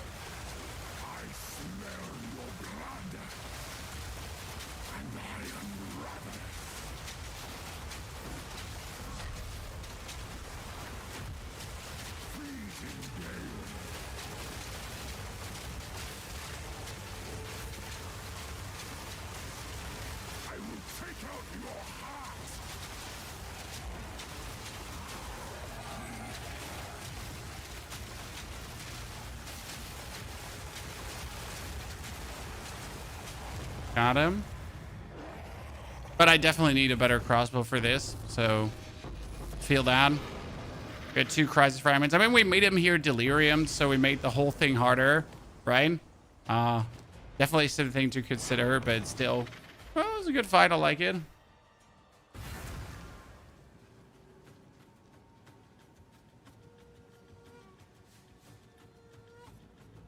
A climate of mine is playing your Varashta build, and something about you saying that the character name is important confused him. I don't know what you're talking about, Lentrix. I am confusion about your confusion. So now we're both confused. I'll take it. Good fortune. Now we're both confusion. Look at me just picking up 30% armor, 12 spirit amulet. I'm pretty sure someone will want to, like, people actually do buy these white spirit, like, right? Because they want to craft around with them. If you go for white amulet right now, people want it.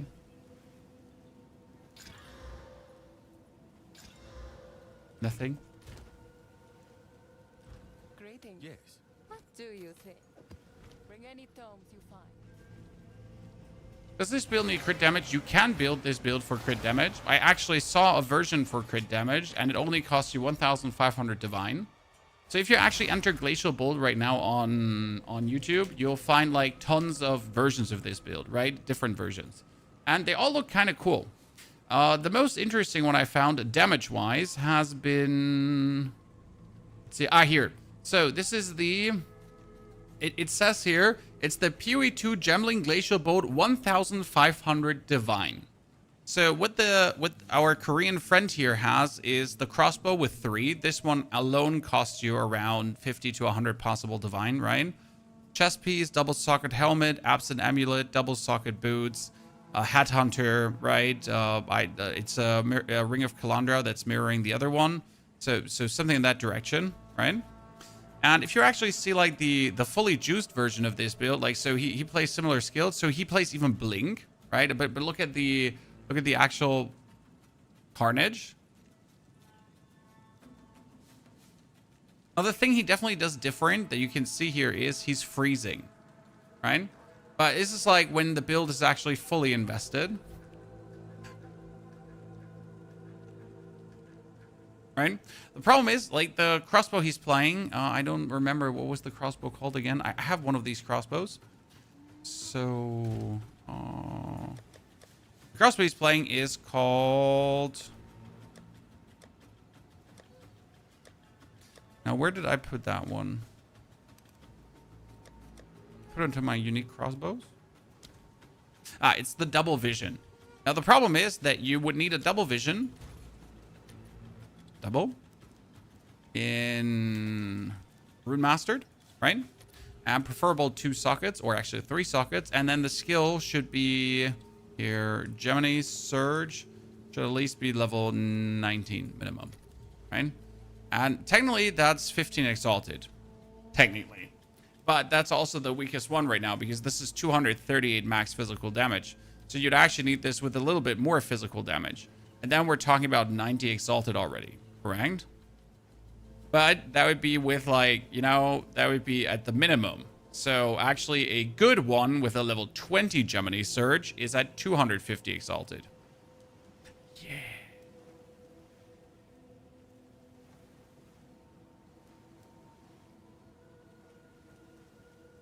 You know what I mean? So it's like, yeah, I see that, but how am I supposed to, like, you know... So, cool. The problem right now is if I would take the amulet, I'd pretty much cut my DPS. So, like when I stand around, I'm sitting at 10,000 with, like, my ice wall going up to 32,000 damage times 2. And if I would choose to go for the other amulet, yeah, non-existent. Now, what we can try, though, and what I wanted to try is, what if we would actually go for a pair of gloves? Okay. Pair of gloves, and then just try to do cold damage per se.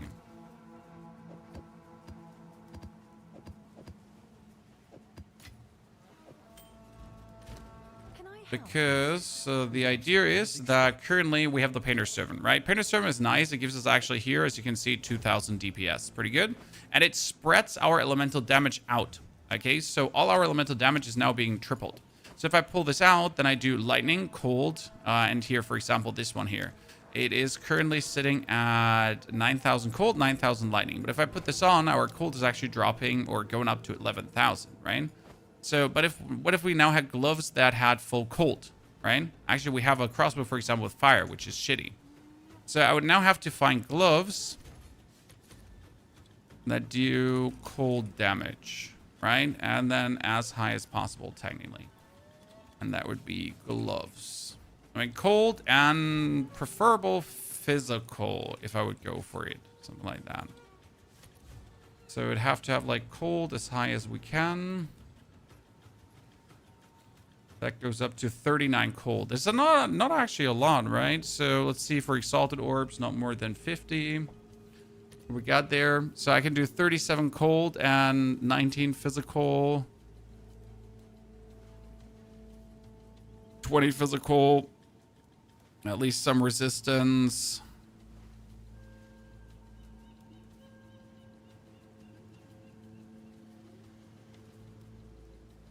$25 physical. And yeah, let's go with this one here right now.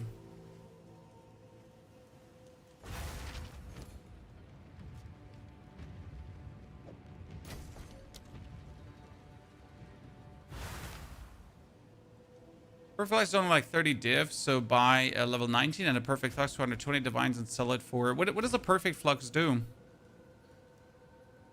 Oh, it's you. Perfect Flux was...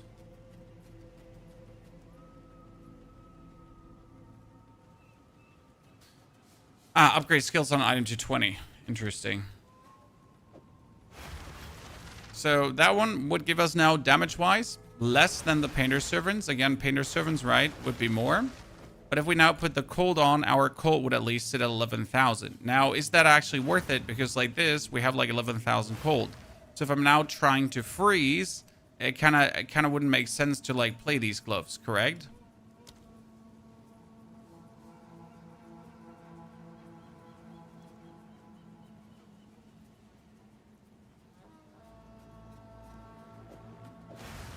The surge substitutes, yeah, I mean, surge substitutes for the damage, right? But right now my surge wouldn't do damage. So if I, for example, put on the crossbow, like I only have a low-level crossbow version. Okay, so let me show you. Crossbow. So if we would put on this crossbow, right? It's a low-level crossbow version. It's only level 18. So if I would now put this on, my damage, as you can see, from 10,000 would drop down to 3.4. But we would get Gemini Surge for 4,000 as well. But it's only level 18 and like it doesn't actually do any damage. Now, I'm not sure Gemini Surge, what you actually put on it. You probably like just put on Elemental Armament.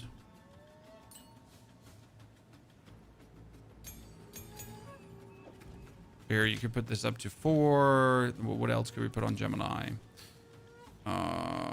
You could probably put Elemental Focus on. I'm not sure it does a cold, but it can probably freeze as well, right?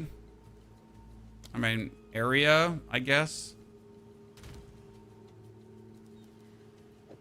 So you put on... You can't put one magnified area on the surge? Interesting.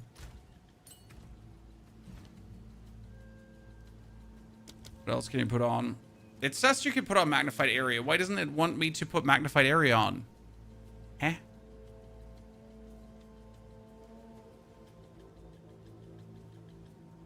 You picked up mustard? Did I really pick up mustard, not area? I picked up magnified area. I'm not blind. Oh, or I'm blind. Cult Mastery.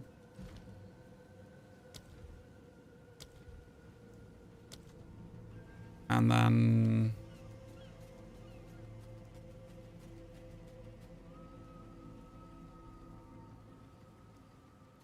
Can I use Deliberation on that one? It would probably slow me down. No, I can't actually use Deliberation on that.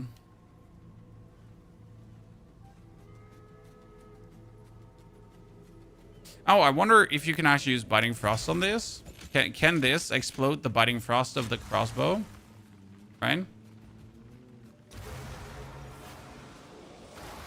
Oh, let me go back.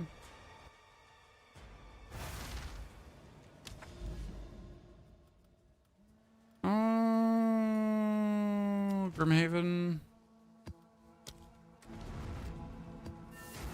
Let's just try this less DPS-y crossbow out. and see how it feels with the Painter's Servant on. And my Berserk. Ready the artillery. Dropping to nothing.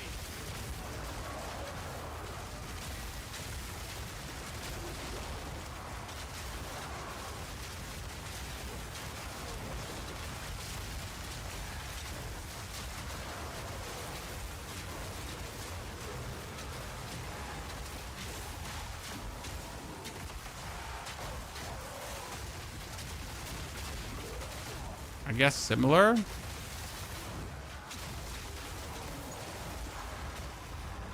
Similar-ish.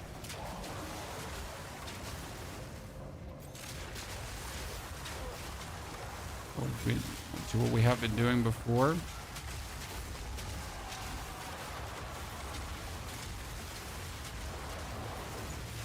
Definitely less damage, I'd say.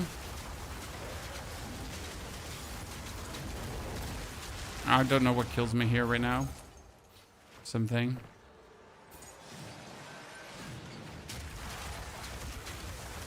Oh, that. Oh, I'm stuck. Wrong ammunition loaded.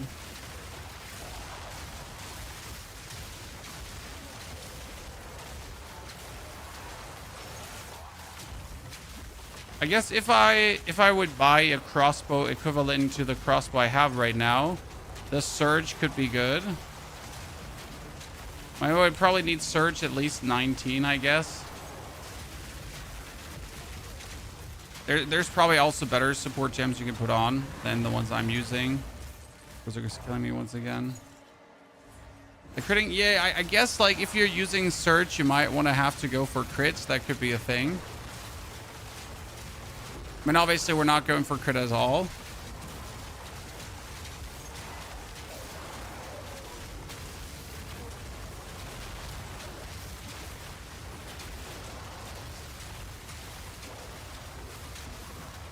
Maybe you could play Gower Khan's Resolve on the Surges.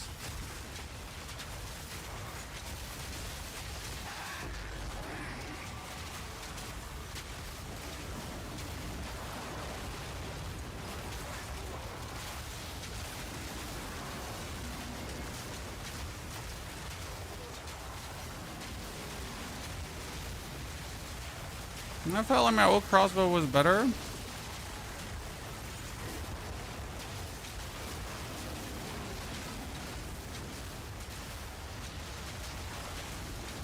Okay, these elites here, they're not wanting to die. Give me all the loot.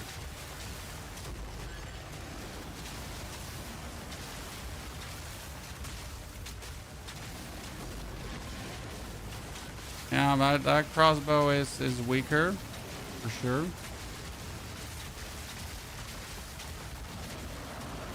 But I'm pretty sure we could figure something out with that.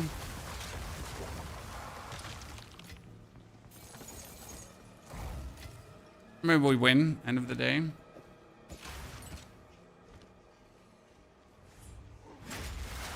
But if you go back to the crossbow, I think you notice the damage difference.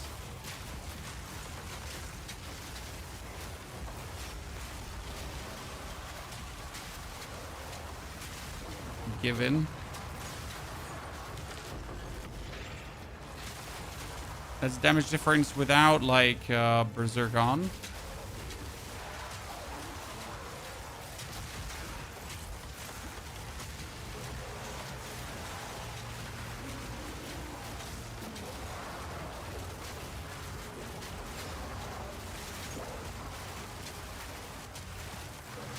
Did you add support gems to the Gemini? Yes, we did.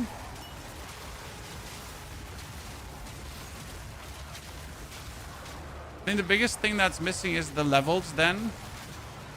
Because we're not only losing max damage, we're also losing like 3 levels to all skills.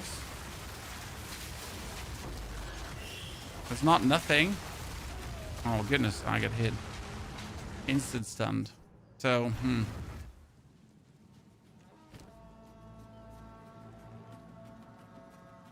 A lot better. Yeah, like this one.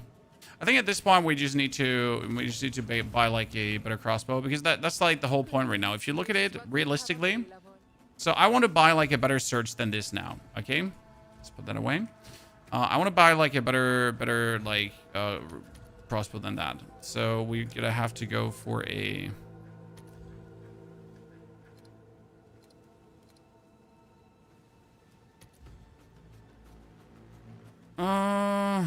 Here.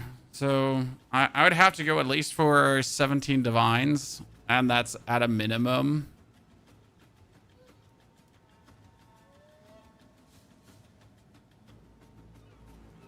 And we would need the...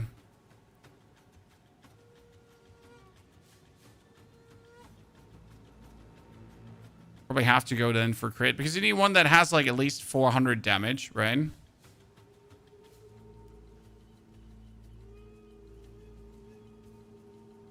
In that direction. Okay, this one is, for example, corrupted for 20% physical, having 294 base, which is insane. But if I'm like this again, like the surge, like if the surge is high level enough, you could kind of compartmentalize for the damage, because right now if you're looking at it, we have 10,000 damage, right? It like just standing around. If I put out now the bow, we have 3,000 plus then the surge of 3,000. So it's kind of like the same, right? But that's with a 1 divine crossbow. So if I now go on the market as we're searching for a crossbow now, and we were going for chaos, sword for DPS, so we can do divines. We can limit it to 20. Did we limit it to 20 last time? 20, I think, right? So 20 was 900 DPS, 900. So here, plus 3 attack skills is possible on this one. But it would be a painter's servant again. This one is full physical, which actually is interesting, because if you go for the full physical crossbow, nice, but it's corrupted, so that's terrible. This one is crafted on already, which is a problem. And was the lightning one with the attack speed crafted on? This was lightning and thingy. This one was cold. Finally cold, but we also need lightning. This one is technically 18 divine with the 942 and the skill ranks, right? Has a good attacks per second. Still the pierce effect. Probably have to buy this one.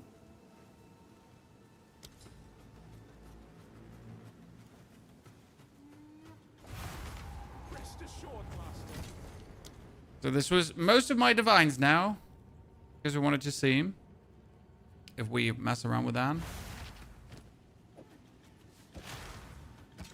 That gets us to surprisingly less damage than that one. What I just noticed is that this one doesn't even have quality. Why doesn't have that one quality?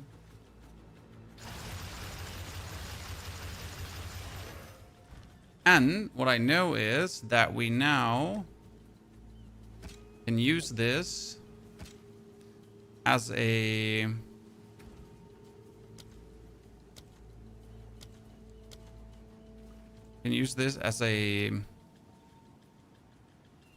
trust one.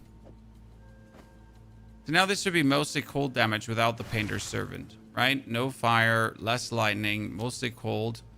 So I should freeze with this one more likely. And that was something I wanted to figure out, if we could actually freeze more lightly.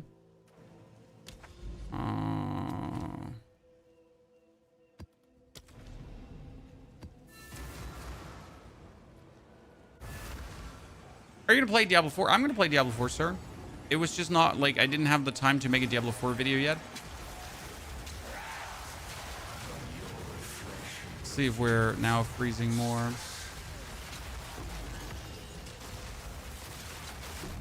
The main problem is that we're instantly consuming freeze, right? So if we freeze someone, we pretty much have to instant kill him with a freeze to actually shatter.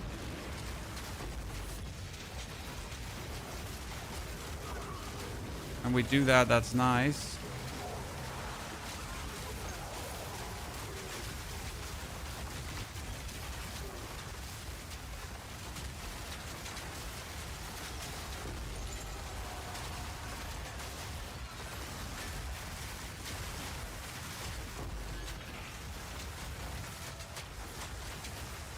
See, bonus Shatter, very good, very fun, much nice. Always Saga, Utrus Saga, Medved Saga. Medved Saga. Medved is the guy that can drop Piranha Siege, if I'm not mistaken.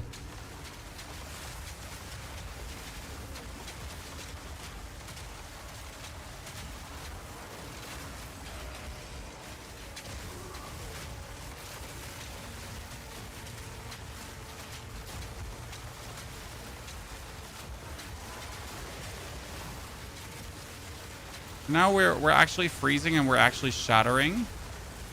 We didn't do before, which makes Trinity useless. So as you can see, Trinity is now mainly a frost thingy.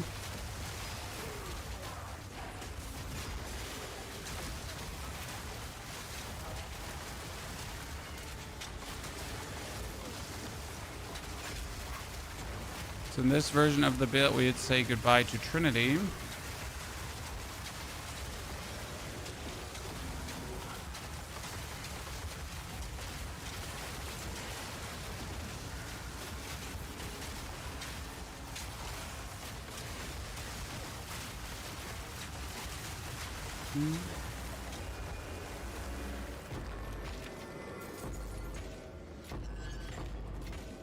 My Trinity is fantastic, but it kind of requires you to play Painter's Servant or to really explicitly look out for not messing up your resis, right?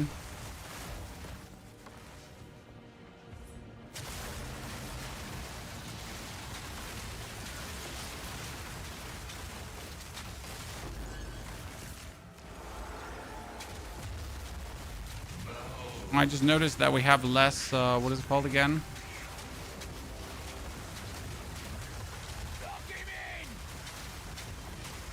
Yeah, I mean, our freeze is more brutal now.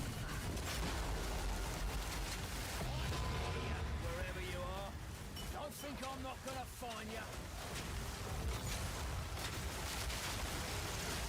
And that boss pretty much instantly got frozen.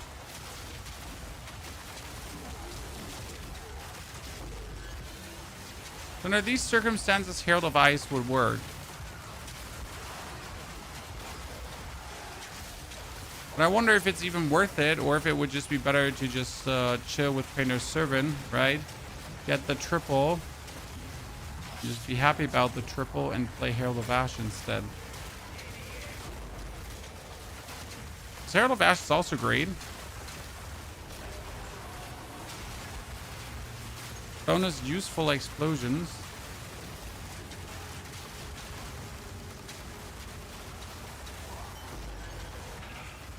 There was just a Frost Shatter. And Frost Shatter multiple opponents.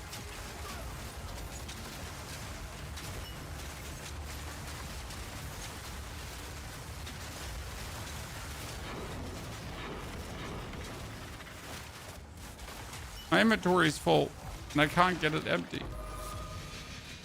What is that Iron Ring? I've never seen that before. We have an update on the build, yes, and in the game, yes, as well. We just gotta put the last finishing touches on it today. Painter's Servant away for this. Like we're gonna go through the whole of it. Welcome. What do you think? For now, we part. Okay, so we get that Medved siege thingy. It means we can spawn him.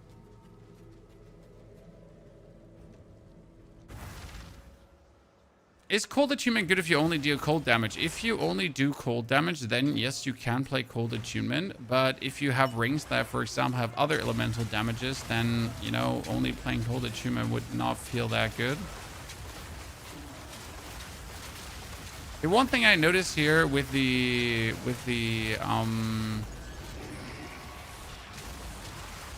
we're shocking less without the Painter's Servant. Without the Painter's Servant, Herald of Thunder is kind of useless. All right, we're not getting any Herald of Thunder. Ja.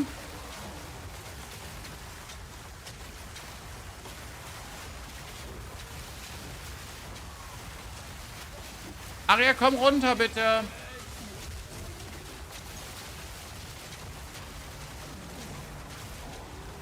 My daughter's trying to tell me something, but she's yelling through the house.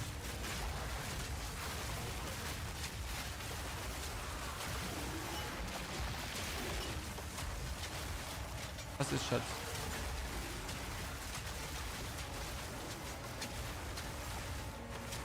Der Pool ist an.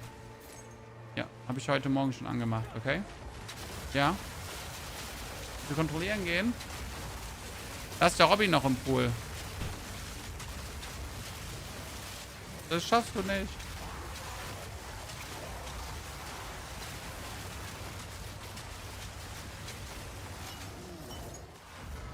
Build, we have the 1 to 65 version up. And right now we're working here on the endgame version, which is working relatively smooth, as you can see here.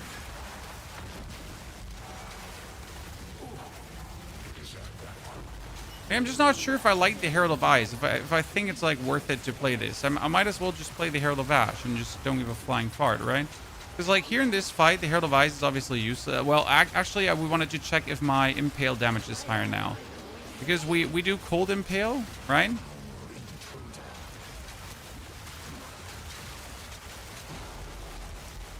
It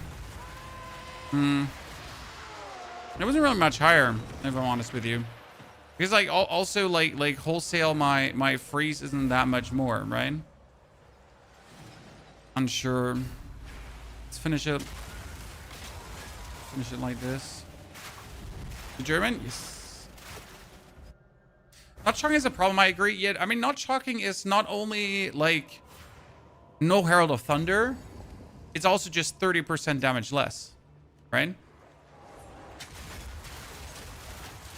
Like, why would you want to do less damage? Because shock is, like, in case you don't know this, but shock is a multiplier.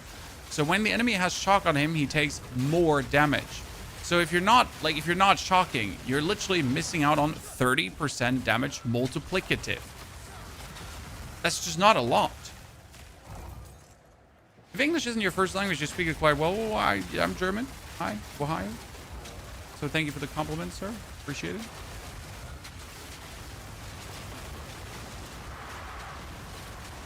I am stuck. But that should be fine. Because I'm better than you nerds. But I guess I just gotta get rid of the idea of cold shattering enemies and just shatter them. Right? I mean, I like the idea of cold shattering, but it feels like if I want cold shatter to work, I would definitely have to work with the other crossbow. Right?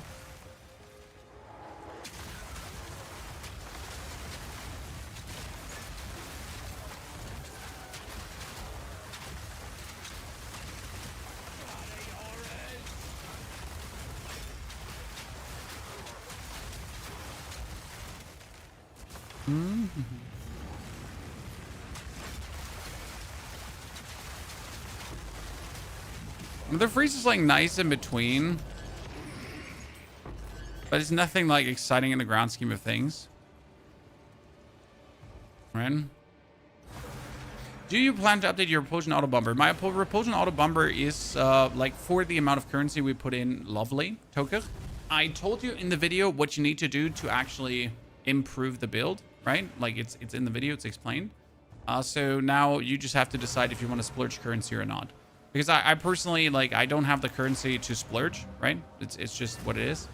So you can decide for yourself. It's an endgame guide of the build. That's what we're making right now, my friend. So defense is up. Defense is kind of under control. How can I take your time? I'll find the use. Oh, wait, is that triple resistance boots? Those are triple resistance boots. I mean, they don't have movement speed. Good fortune. That's 2 tier 1 stats. 2 tier 1 stats are usually always worth it. At least 10 exalted. I mean, sometimes more depending on what tier 1 stats, right? I want it. So like, this is a triple resistance boot, right? If I now could get any meaningful other stat on it, that would be nice. 107 max life and 20. Oh, that's now a decent. So like the similar boot, chat, right? Similar boot. 9 divine orbs. In order? Because it's like just the full resistance stick if you wanted to go for it. So I mean, like here, someone wants it. I don't want it. Someone has vowed to buy that. Greetings, Huachik treasure. For now, we part.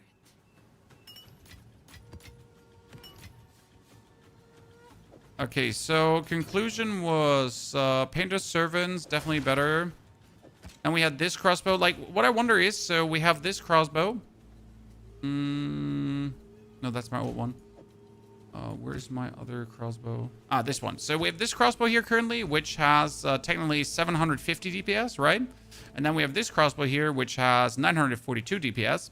Now, the interesting part, though, is that the other crossbow has the Suckwald's Rune of the Sky, gain 5% as damage as extra damage to all elements, which I think makes the big difference because this is 9,694, right? This is 10,987. So I guess that Suckwald's Rune actually is very useful for that. Since we turn everything here into Tri-Elemental. Have an order?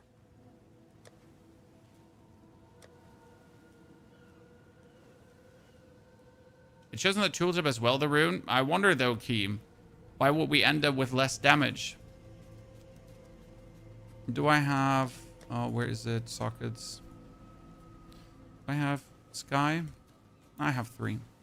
I'm going to replace one of those because it just, like, feels better. And it just, see? It's, like, easy DPS more. So it's, like, now it's less DPS, allegedly, right? But it actually just does boost my tooltip further up.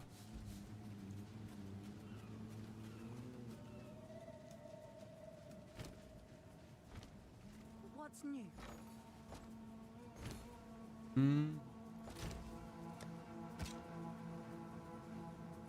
Where were we? Stuck.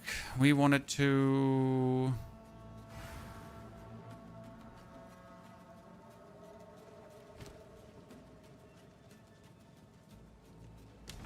Yeah, I know what I wanted to do. I wanted to jump into a...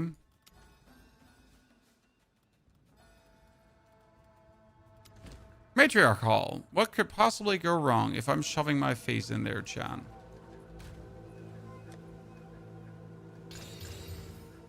More monster life, more monster life. You know, I hate more monster life. It's probably one of the most annoying things to deal with.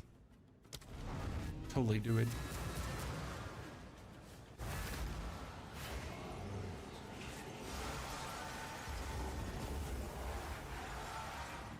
Should we delirium one of these? No, absolutely not. It has never worked well for me to delirium one of these. It has always ended in utter sadness. And here we are, doing it.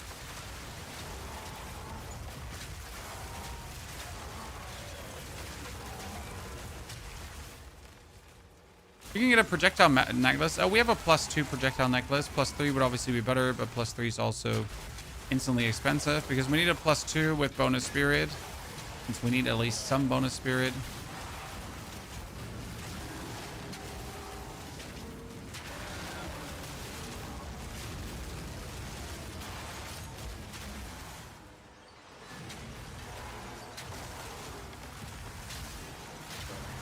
So this is now without freezing, right? So the Herald of Ice kind of doesn't make much sense anymore to be played.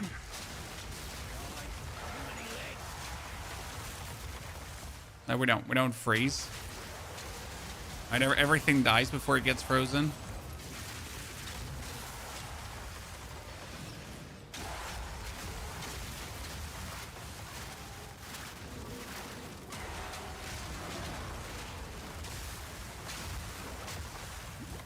Wonder if I should have turned left for the boss fight. Probably should have, right?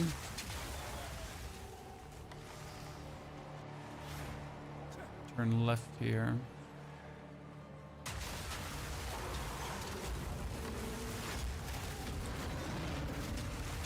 Doing strong boxes of the likes and so on in a matriarch hall has always felt weird.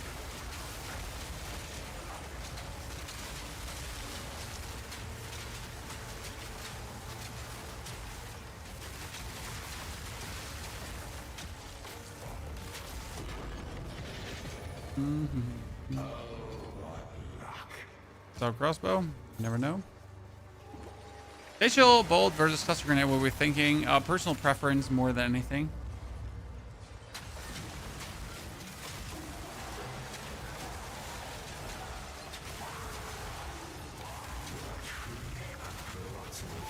Now you might look for a different answer, but it's really personal preference more than anything else. Won't let you or anyone else stop me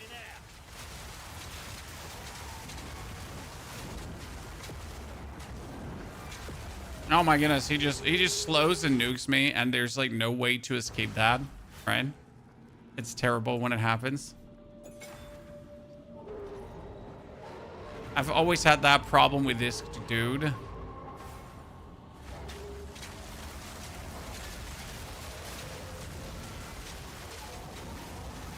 When I get it first time hit by that slow, it's usually Joe Ever. I mean, damage-wise, we got it, right? So we're definitely... Oh, ow. We're definitely doing more damage now than before. Which I'm very happy with.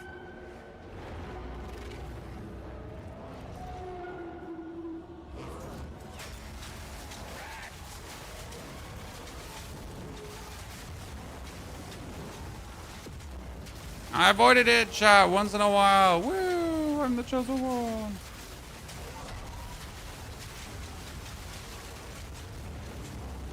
Oh, we didn't get him. I have to turn Berserk off.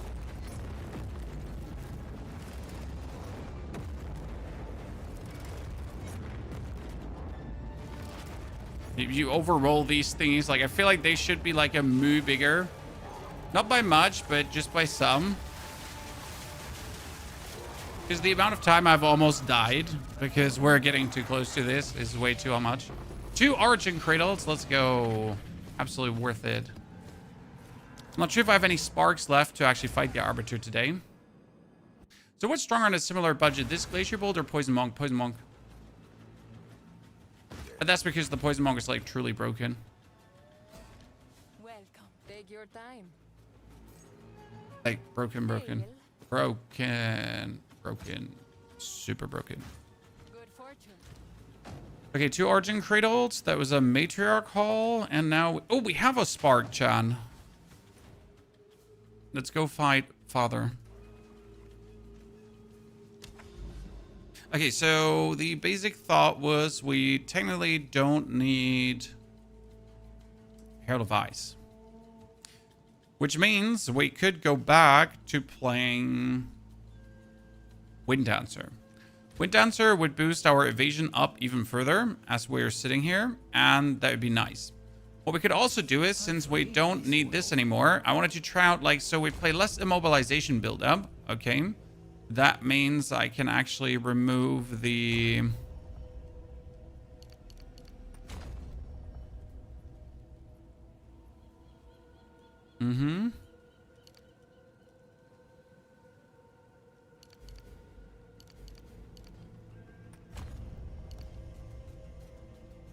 I wanted to check, like, so this one says defend with 200% armor, right? But it also says enemies have an accuracy penalty from you based on distance, plus maximum chance to evade is 50, and maximum chance to maximum physical damage reduction is 50. That means that I cannot go over the 50 here, right? So it's stopped to 50-50. But does it, like, it doesn't reduce my actual evasion, right? It just clucks it to 50. The interesting part, though, is that we can still get more evasion, but we defend as we'd have 200% armor. If we defend as if we had 200% armor, but our 100% evasion rating, but gain deflection rating equal to 20% of armor, does that actually boost our deflection as well? That's my question. Right? How can I help? Don't know what I was thinking. Does that boost deflection?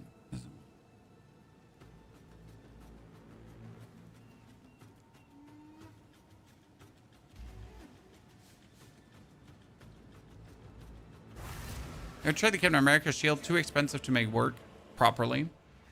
Sadly. If your latency is rising, you should try a different server.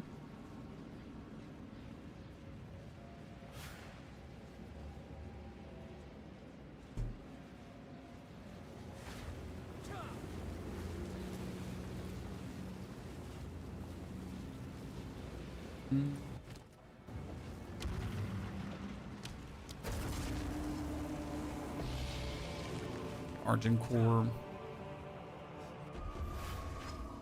Best method farming gold? Castaway. It's a unique map called Castaway. I'm gonna go for pin. Justin, you mean here for the immobilization build-up and then pinned enemies cannot perform actions? Justin? To be fair, it would simply make us less tanky right now. But we would pin. I'm not sure if it would turn out better.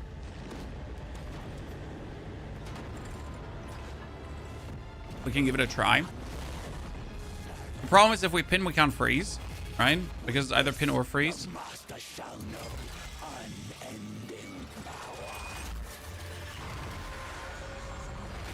But at least everything would pin.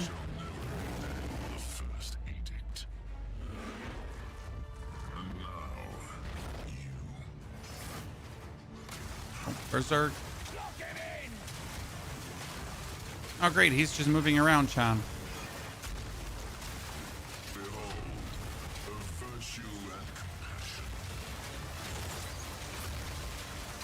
Don't mind me trying to do reasonable damage to you while you just run away from me.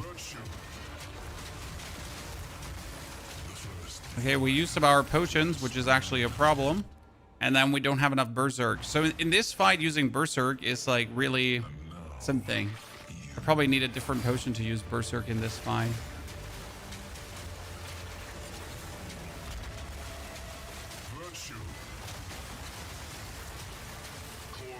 I mean, damage is nice, as you can see. Like,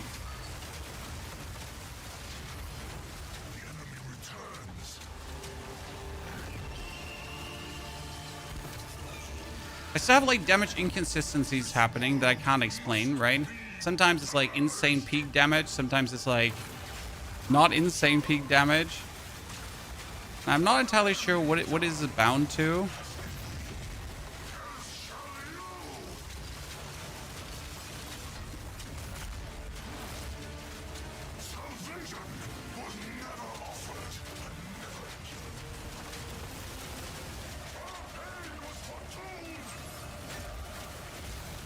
Oh, sorry. I had to turn on my Berserk. Deadshots, I'm doing very well. Enjoying doing questionable things in Path of Exile.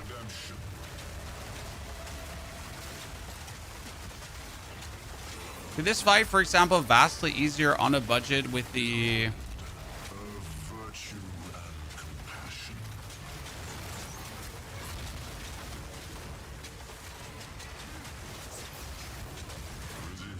Vastly easier on a budget with the monk.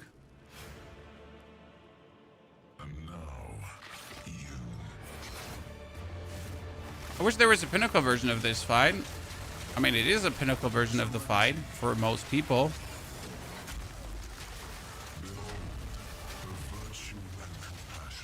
I mean, the reality is it can't just all be made for the super grinders, right?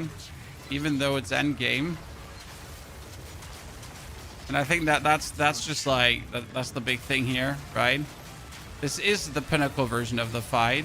I'm pretty sure that most people attempting this boss are struggling, like not only a little bit, they're struggling heavily.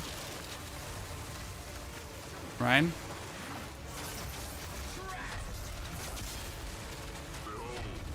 I mean, if you look at the Operative Divinity, like if you don't actually do the damage, dude's insane in what he does.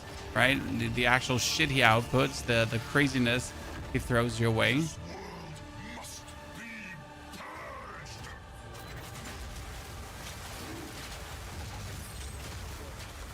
Like, obviously, if you're completely overtuned in this fight, then you don't feel this, because you're just going to absolutely obliterate his booty hole, and you're never actually going to fight the man. I mean, if I look for my monk, for my mercenary, for example, my grenade merc, I mean, I walked up to him and then I booped him in the face and he was dead, right? It was that.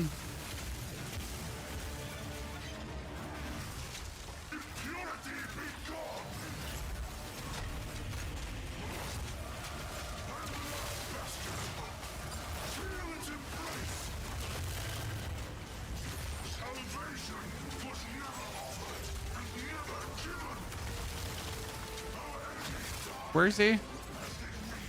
My man, where are you? Oh, you're back there. Is he back there?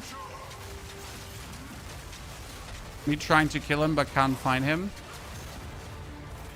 Reasonable fight, but it could have been better, especially if I could use Berserk the whole time.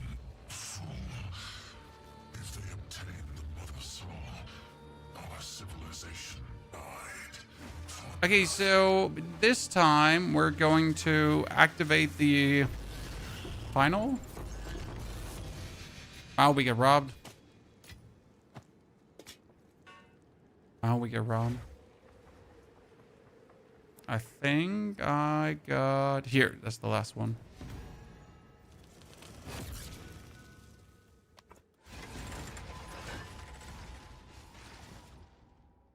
So curious why this Eastern Enigma chamber is still not done, because I did it.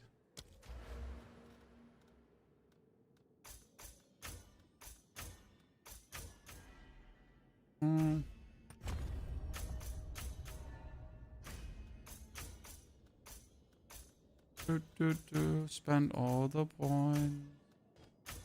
Spending points is fun. We like spending points. Just spend all the points. And one more point. What are the builds you think are making? I mean, first we're gonna get this one here completely done, my friend. Not thinking about anything right now. First we gotta get this one done. How can I take your time? I wonder. Oh, that's 7 to all lightning spells with mana. Is that useful?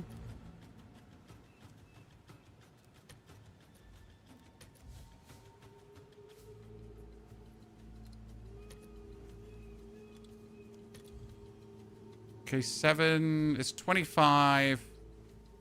25 exalted here, Chad. Right? Any stones you find. Have an order? I can sell this for at least... I'll do I mean, what 30 can exalted to is celebrate. pretty much nothing. Why even bother? This is what we But here we are. So we get this. You're blind if I have blind on you is reversed. welcome. For now, we buy.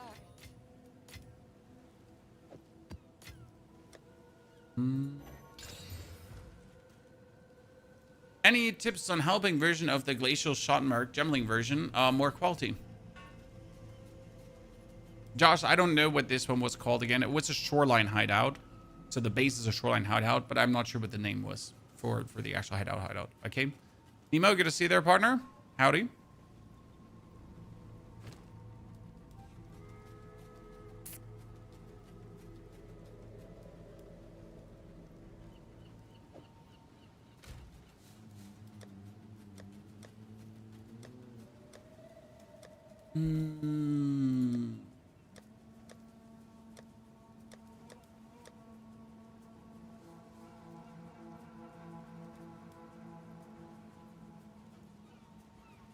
This one we still have to quality up, really.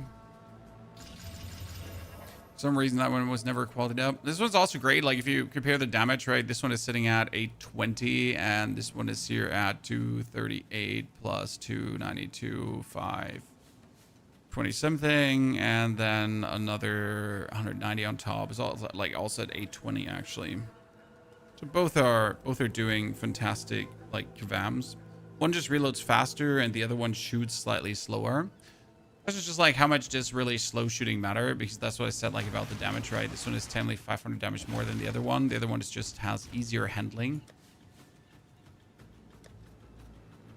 Okay, if we're not playing Herald of Ice, what can we do? Because if we're not playing Herald of Ice, we have like 15 spirit spare, as you can see here, 19 actually.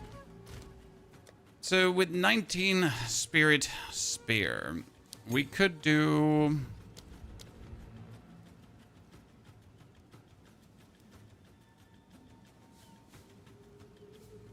the Herald of Ash instead, but we can't actually afford the Herald of Ash. How high do we have an Ash? I have an 18 Ash, but I don't have the... highest Herald of Ash. I could probably do 17. Yeah. Then I do a Herald of Ash instead.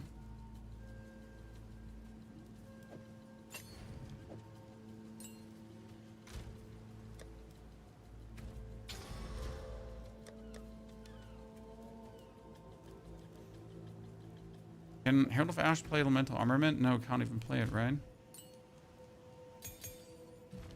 We can play on Herald of Ash. Not much. Nothing, to be precise. Prolonged Duration and Fire Mastery.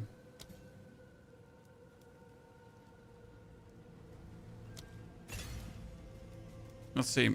How would that vibe if we're throwing this into a map? Wait. Do I not have...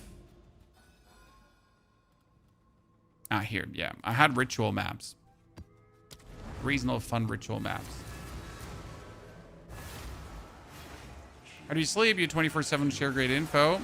I just work efficient, my friend. Like with Herald of Ash here, you get like these fire explosions bonus.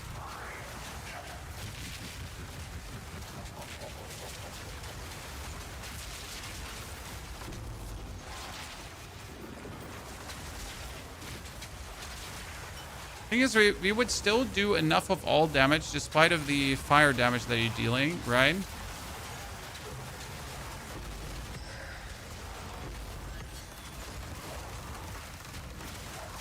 And I feel like that overkill is actually working in our favor. Tell me what you want, especially when the enemy density is high, right?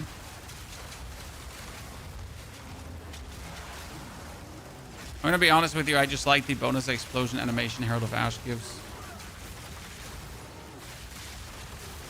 What can I say, chat? I just like the bonus animation.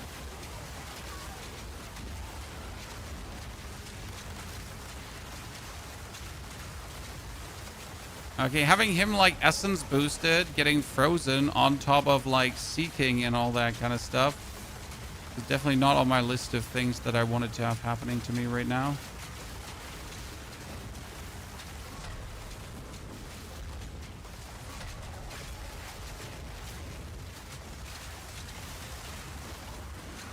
I wonder how that is actually not freezing me right now.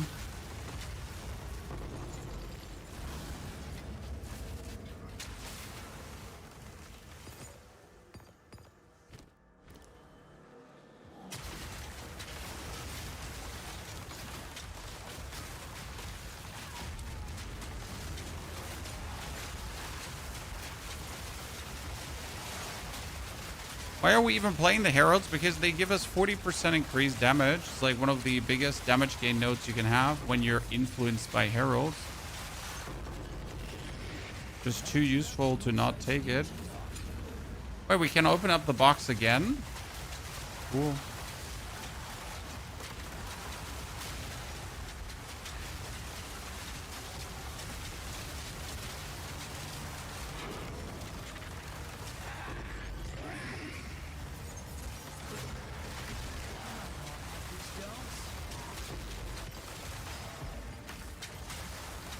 I'm playing Mercenary Witch Hunter with Rite of the Passage Golden Charm is good for my build. I don't know what that is.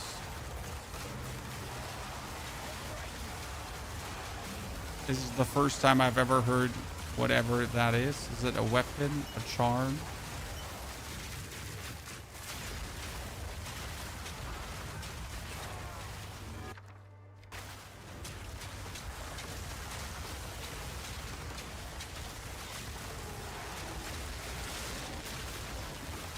Hey, Herald of Ash has great cosmetics. Don't be mean to my Herald of Ash. Herald of Ash is love. Herald of Ash is life. Cosmetics for the win. Sometimes decisions have to be made by style. But you're right. Higher tier maps means higher opponents with more life. So technically, Herald of Ash should be more functional.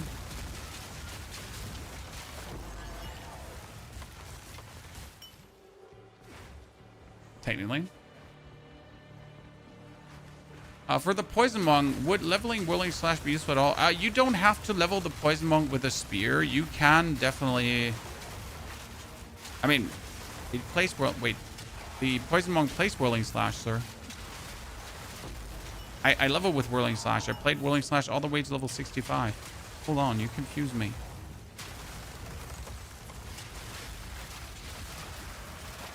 Now I'm confusion. We played Whirling Slash all the way to 65. I don't understand your question.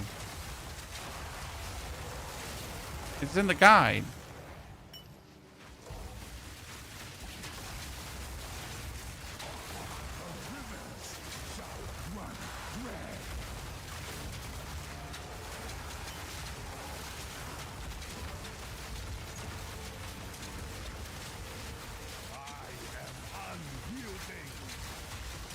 Okay, I'm unyielding, but what if there's two dudes, me and my lad, and we're just throwing ice at you? Wow. He was like, I am unyielding, and then he left. I am the chosen one. And then bye. Okay, but uncool?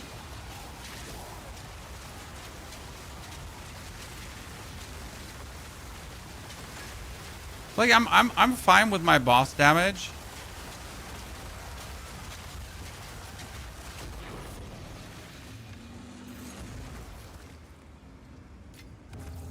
Whee! What is the skill you're using that shoots projectiles on the ground? You mean the arrows that are raining from the sky? That is supportive fire from the Tactician.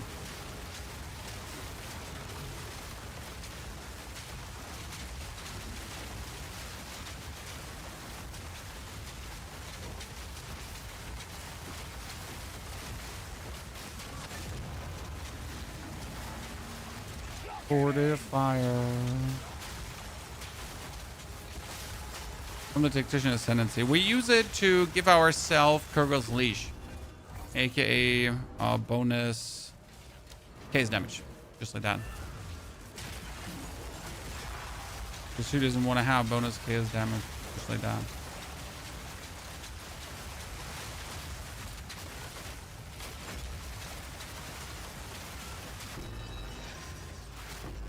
Jeez. The loot, ladies and gentlemen. The loot.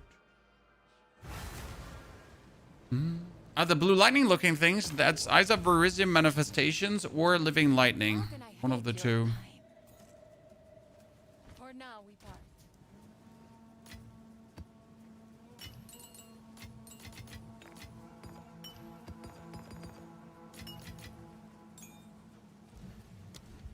Oh, we haven't had our Glacial Bolt even at level 19, Chad.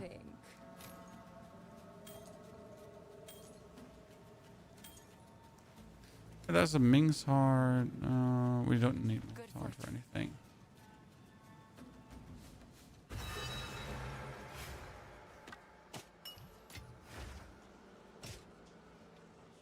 Okay, we need the final...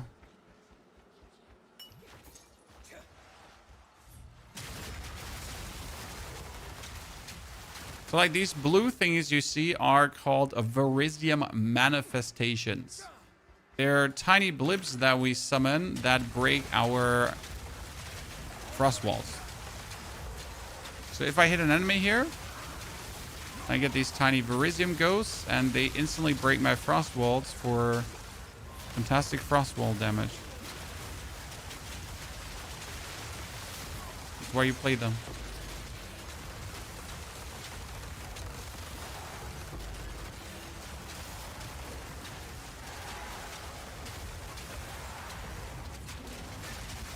It's like pretty much the whole shtick of the build, because how do you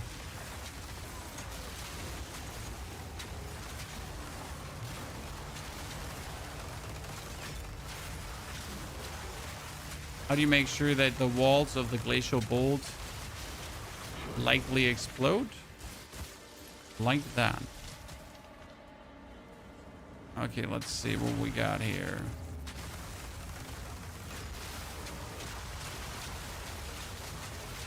Putting down frosty walls. These frosty walls get destroyed. Everything dies.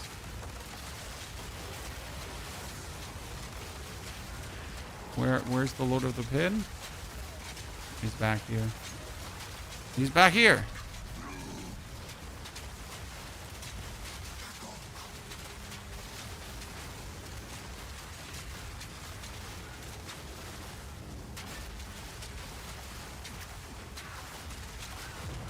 Okay. Took a bit longer than I wanted.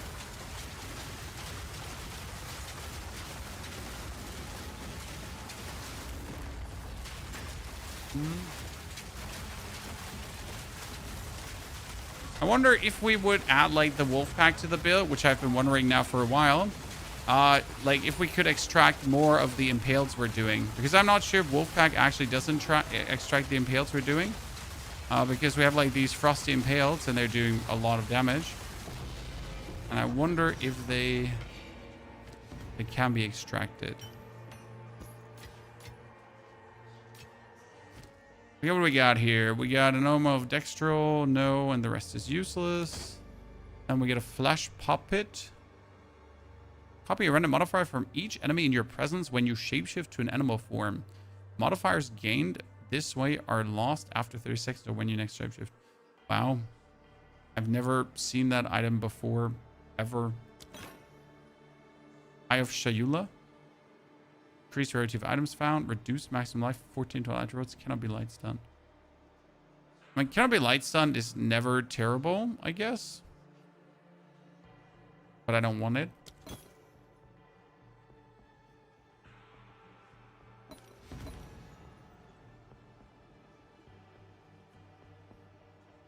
Just probably bonded.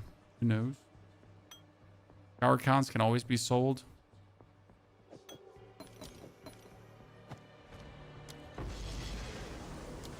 For the splinters. I've been really trying to get Oberrush Flicker working. I can't do it. I did not do the Flicker Oberrush thingy. I just did Oberrush, and I don't like the Flicker Oberrush. That's a super Korean tech that I cannot play myself. It would absolutely make me sad and break my brain. So I'm sorry, but I'm probably not helpful when it comes down to the Oberrush shenanigans. For now, we part. Let's see what we got here. Leech and Ack. I don't know why I get the Ack rating, but the amount of times I've gotten the Ack rating now is disgusting. For now, we part. Let me tell you that.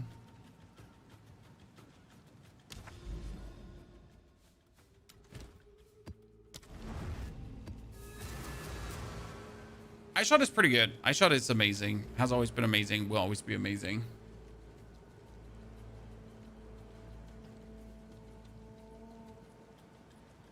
Definitely a solid choice.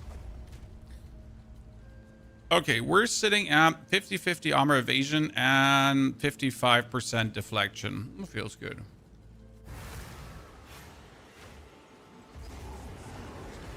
Take cover. I tried to like walk through this mirror now 2 times and he didn't want to walk through this mirror. There's one interesting thing I noticed with like the ice thingies. Sometimes it seems to make like ice ground surfaces, right? And sometimes it just doesn't make ice ground surfaces. It's a bit weird.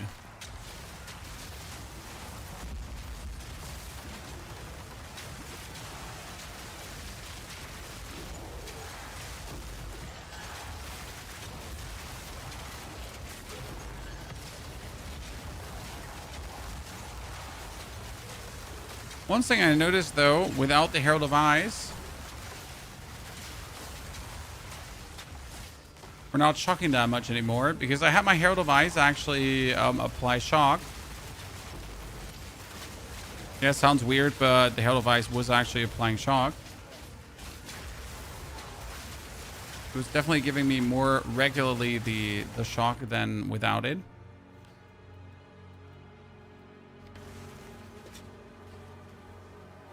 What's the life flask? This is the Ulrith life flask. We're playing it currently to just get our ward back in boss fights. I'll be honest with you though, I don't think we actually need it. Well, that kind of reminds me, we've been playing without Berserkers the whole time.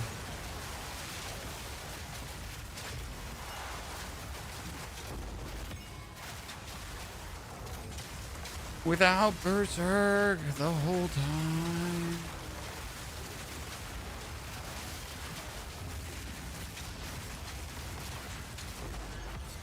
Problem again is that Berserk just drains me dry. As long as they're opponents and we have like Life Leech, it's super fine. But as soon as there are no opponents and no Life Leech, it's not super fine. So I guess we actually have to look for like one Life Leech instance of some kind. Otherwise, we just don't have it.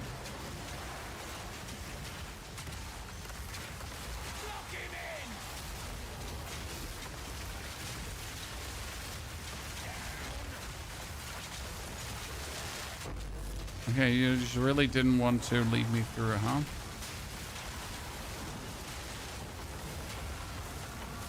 Weirdos. So, Ulrith's Resolve gives you guard and regenerates ward. We were using Ulrith's Resolve before because I was going for a guard tech to keep my life up. I did notice, though, that the guard tech to keep my life up wasn't it. Right?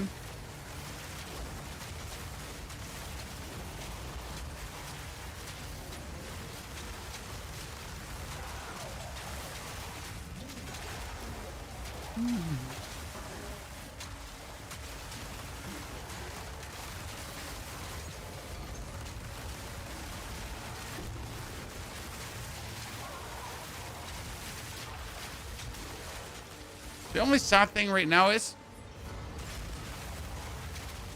that we're kind of forced to play Elemental Resistance as a curse, because otherwise our enemies would run around with too many Resties. This is bad. There's like all these enemies and they're like blocking me.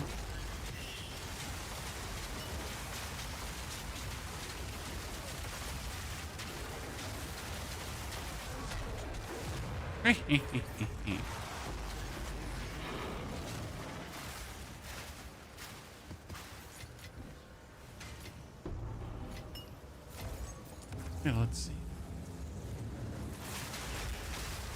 Please keep uploading budget builds. Oh, don't worry, we'll do that. I mean, like if you now look in the internet, you'll find like a bunch of expensive versions of this build.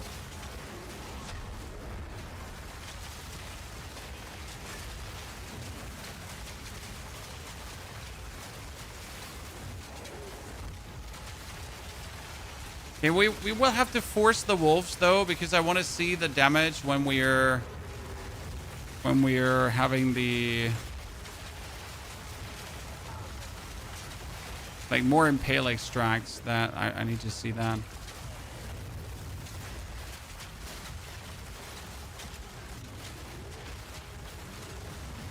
I'm not even sure what's doing damage to me. Some explosions are doing damage to me. Let's turn up Berserk.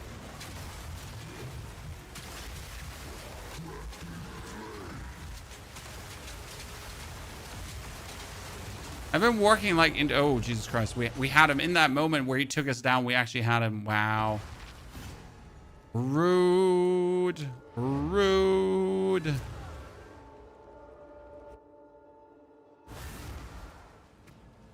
He had us in that moment, Chad. How can I help? Okay, don't need, don't want. Don't need, don't. That's 52 spirit. It's always like everything that has spirit, you can't just pull away, but it has like no max life. Meh. Nah, that's a dud. Take your time. Usually like everything that has spirit, someone is going to buy. Each physical damage is mana and 105 with attacks. I mean, that's only a tier 2. And kind of no one wants the 105 with attacks there. Not like anything better. He has like 125 with attacks. It's like nothing special. But I keep saying crafting ain't really worth it because you're not getting much out of it. More than likely sadness. Why won't you use the lineage support gem who inverts the rest? First and foremost, because you don't have Rakiata's flow. Second and most important because it's 129 divines. So genius, if my build cannot solve for elemental resistance without Rakiata's, then I failed anyways. That's the best way for me to say that, right? If I cannot fix this, then that's a dud in every regard. Ergo, I gotta fix it. Tim, thank you for the Prime subscription and support. Tim, appreciate it. Great to have you there. Now, what we could add to this build is an armor break tech, because there is break armor equals to ward you have. And then there are nodes that allow you to deal more elemental damage. Now, I gotta see.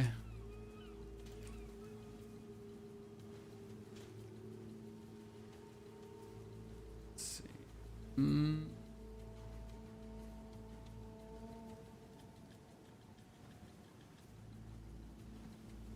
not sure which nodes those were. I know it exists, right? But I'm not entirely sure how the armor break worked. I need to look that up. I know the tech exists, right? Let's see if I can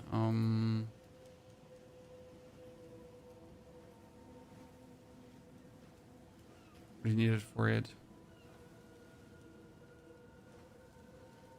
Because there's the node here. So in the passive tree, you have the node, this one here. The molten one gives. So fully broken armor, you inflict increases fire damage taken from hit. But obviously, if you only increase fire damage taken from hits, that would skew Trinity, right? But then there is a support gem, and it's called Breach Lords. So this one here, so fully broken armor, inflicted with supported skills, also increases cold and lightning damage taken from hits.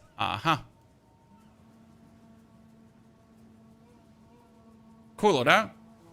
This is like interesting, but I'm not sure how much that one actually is. That one costs, yeah, that one is heinously expensive as well. So it's 18 exalted orbs, or 146 chaos orbs, right? So it's an interesting tech to break the armor, but again, like this is what I said about this build. Like you can invest quite a lot to make it work, right? But is it really worth it to do so? I mean, obviously now having like all your armor break work in your favor, that is nice. But you know, as like 18 divine invested, together then with the other respective things you have to invest to make it work. So don't actually believe that is something you would like to do, right?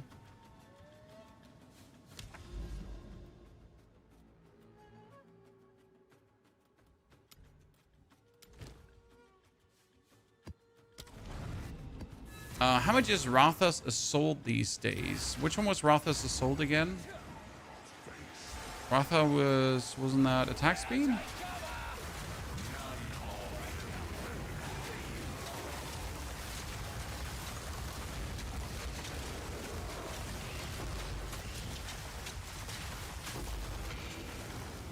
I don't remember what we had with Ratha's. Ratha's was reload dodgy. Yeah, we don't need any reload thingies because we have a quick reload speed, okay? And on top of a quick reload speed, we have this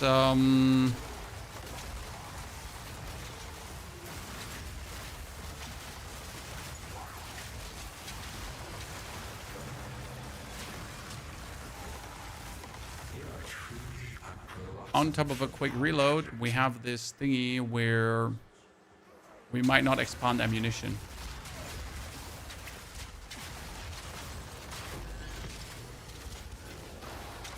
Oh, we have broken armor on us. We're slowed down.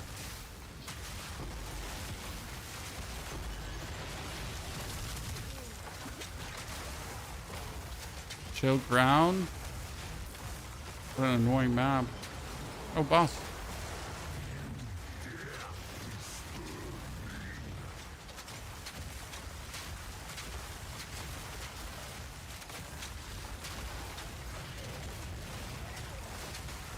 So I can't shoot him because he's standing down there. Yeah, great. Yeah, but he's also not coming out of this. But if I like walk into him, he just kind of kills me. Because he's the king ding-a-ling of this hidden abode there, right? So my shots are not really going down because they're breaking on the wall here. See? So I can efficiently not do damage to the enemy because the enemy refuses to exist.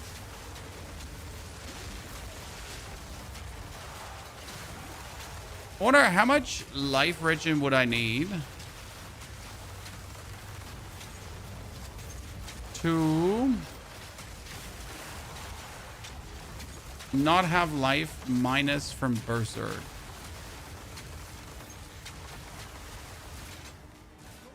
Free up some notes you have dedicated to reload speed.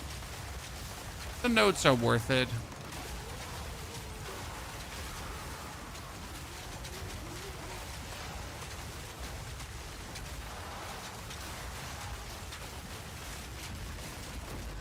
And if you would have to put on a support gem for reload speed, you'd also be forced to always roll after 5 bolts. And honestly, rolling after 5 bolts is just awkward. Now, an interesting thing you can actually do is you can, and this is a funny one. Yeah.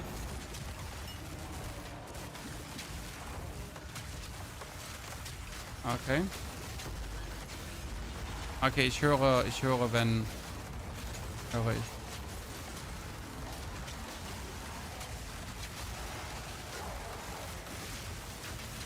What do I want to say?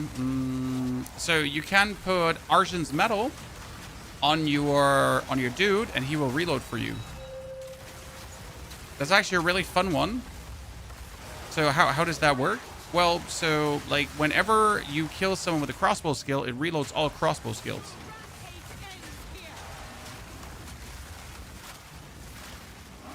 It's actually a really funny interaction. I mean, so like what is this now? Why does she die now so quick and the other boss just resisted police brutality? Chat.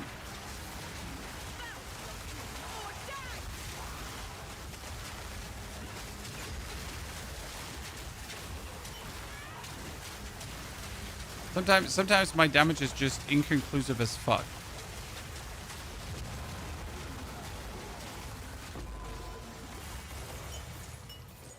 Right now, it's just really this inconclusion feeling.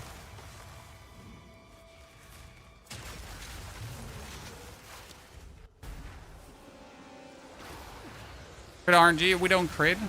We have we have a super low crit. So if it was crit RNG, it would at least make sense, but that's why I'm saying it doesn't make sense.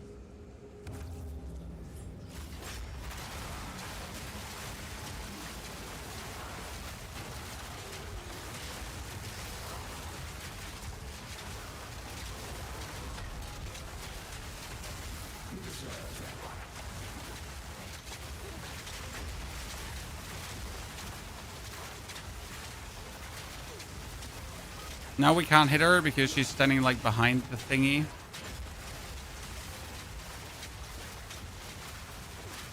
Like where's the difference now in damage, right? Like what's holding us back there? I think it has a lot to do with us extracting the Impale out of the enemies or not. And that's again why I want to like consider playing Wolfpack. But I want, like, my problem is, can the Wolfpack wolves even extract Impale if you play Brutus Brain on them. Because if you would play Brutus Brain on them, then they couldn't do damage, right? But could they extract Impale? And have the Impale do damage? That's a good question.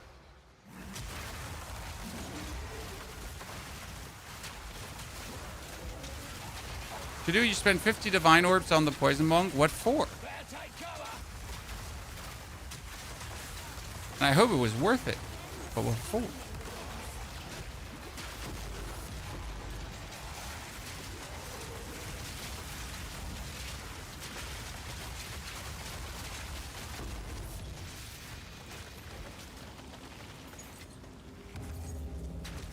The final countdown. Okay, now we're gonna get Viper. We're gonna get that Rogue Exile, right?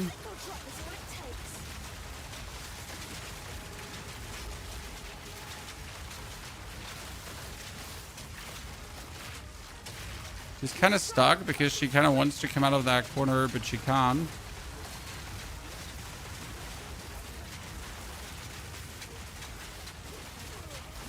So like no damage being dealt. Well, I mean, we don't have, what's it called again? We don't have Berserk on right now. Mainly because that just happened. Oh, you just reset us here? Godness, I hate when that happens. Leopold's Applause Glow gives you 50 penetrate elemental damage. Not happening because we need Painter's Servant. Right? Current patch is Flicker Titan possible. As far as I know, yes, but as always, expensive. Oh, wow. Tier 6 lightning. Let's see if we can at least get nothing. How can I magic treasures? Yikes. I'll find a use for it. It's an unset ring, but it doesn't do even remotely what we need it to do. Fine.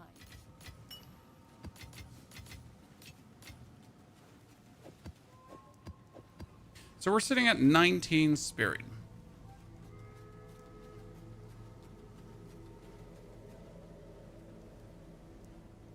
Mm-hmm. Yeah. He's even. Yeah.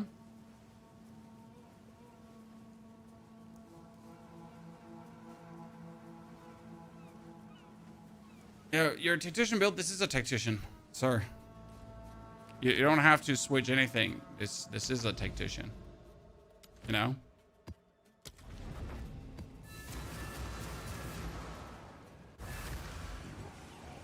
By the way, in order to become more tanky, you can replace your elemental resistance for temporal chains. So you'd imagine that then when we're like inside all these dudes, right, we do a massive slow. But I think that would only be possible if we at least hit 2 of the elemental resistant nodes, right? The problem is if we don't play elemental resistance minus, we're just not shocking enough. Like, it feels like useless to even play shock then.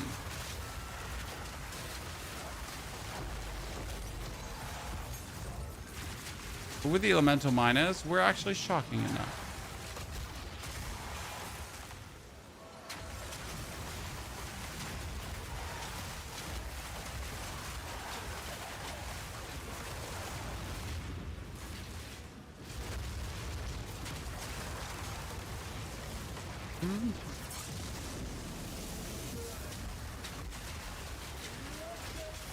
Oh no, it's her, chat. It's her, the Lotham. See, like, where's that damage coming from now? Explain that.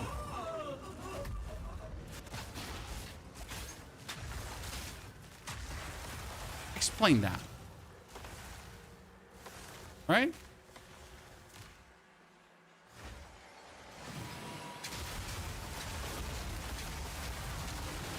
It's currently the mystery that I'm trying to unravel.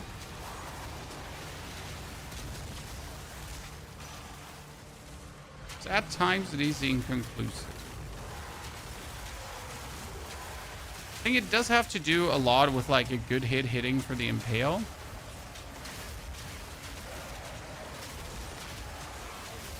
And then high quality impales being extracted. It's still. What would you consider the best new friendly build? Disciple of Varashta or the Shotgun Merc? They're very, very easy to understand.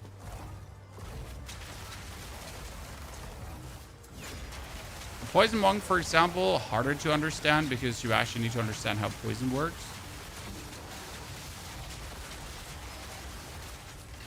Can always become a problem.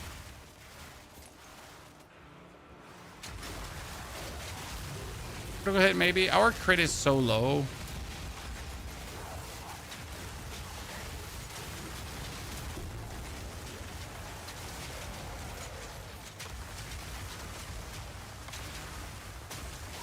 So low.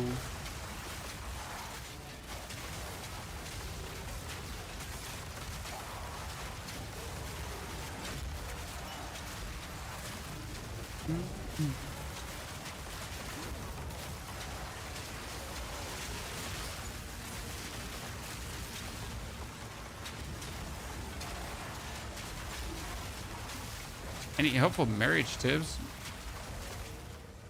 Oh, really? Anything beyond the obvious? I don't think I've ever done period 2 built with level 80 plus that isn't crit based. Nah, plenty. I mean, mostly you go for crit base in the end, yes, because it is just simpler. It's just the best damage gainer. But if you manage to get your crit up to like 40%, right, and you then have like 300% crit bonus, I mean, surprise, right?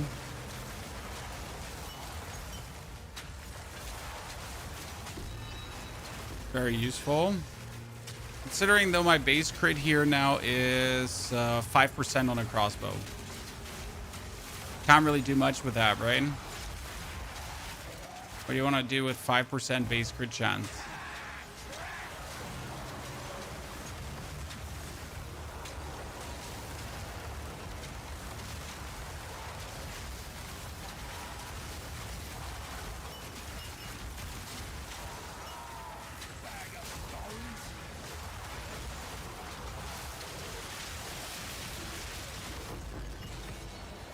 Almost got trapped there, chat. Birds are gone. Come on.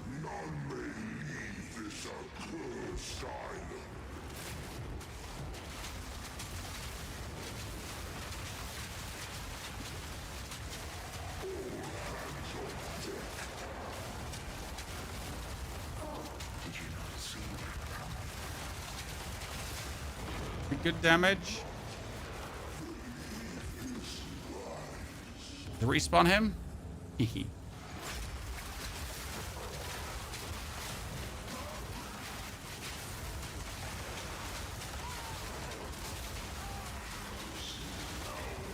Oh, goes in the Rust Lord.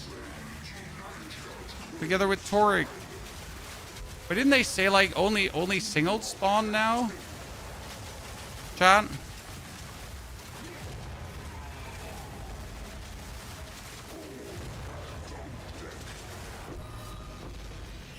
Easy. I don't think I've ever owned that smuggler's code that just dropped.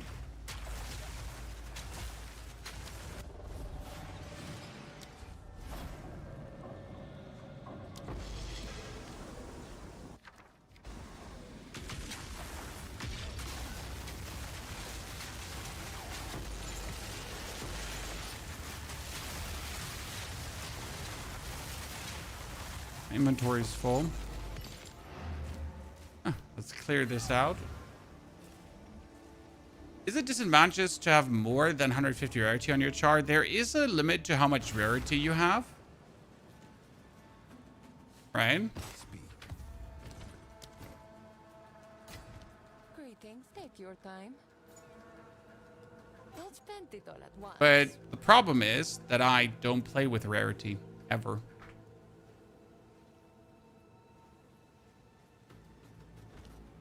I'm probably the most useless one to ask for that because I don't play with rarity.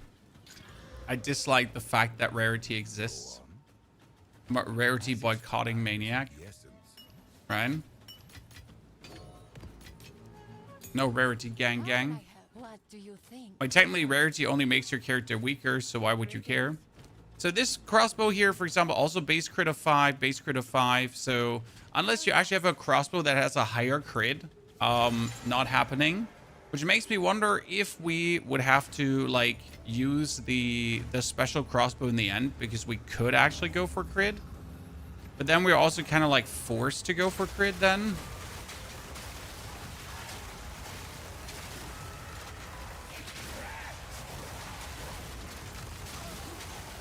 And we could make a level 85 snapshot with this one, for example. And then just see if the other crossbow would help us with crit.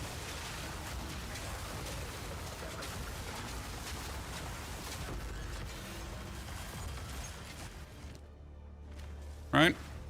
And that's what we could realistically do. Okay, where's the last thingy? Already feels mandatory for you. No, you can play completely without it. Obviously, it's just a choice, right? I mean, if you are a currency min maxer, if you're actually an end-game farmer, then you should definitely care about rarity. But it also depends on what farming strat you're going for, because there are people that actually play with negative rarity, right? Because they don't want the higher rarity outcome. They would rather have a less rarity outcome, because if you get a less rarity outcome, then you would be getting more white bases, for example, and there's a lot of white bases in the end game. They can also sell for quite a lot of currency, because people are wanting these white bases to craft on, right? Or you could get these white bases to then craft on yourself.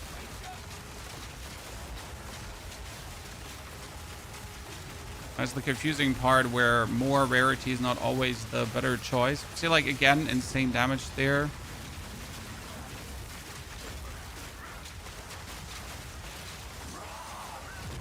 Another good damage.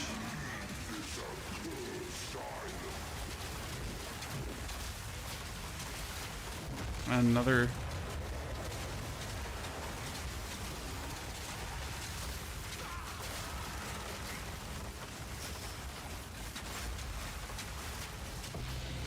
Three bosses just eaten in a row, ladies and gentlemen.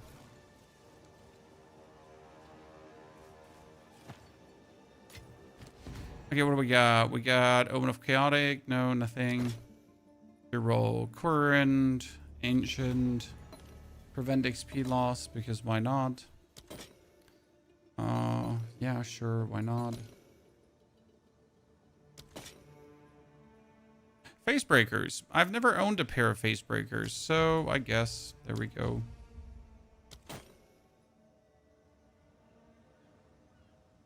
At least I got this now. Double defer. And defer this one too, because we have it. Okay.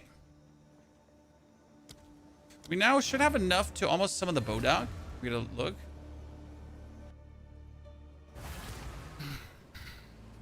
So yeah, like, if we now would look at the other weapon again, chat. Welcome. This is what we have available. Carry on.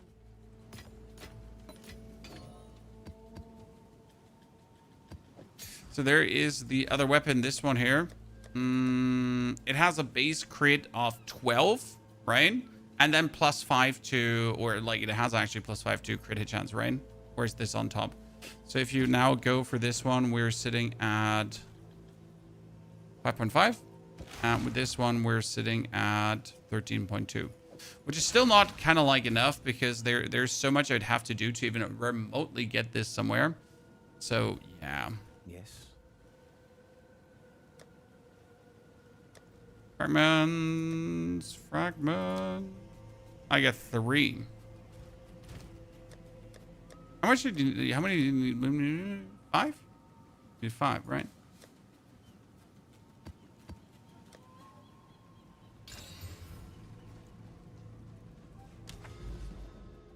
Can you please confirm that Sushi quit? Who's Sushi? And what did he quit?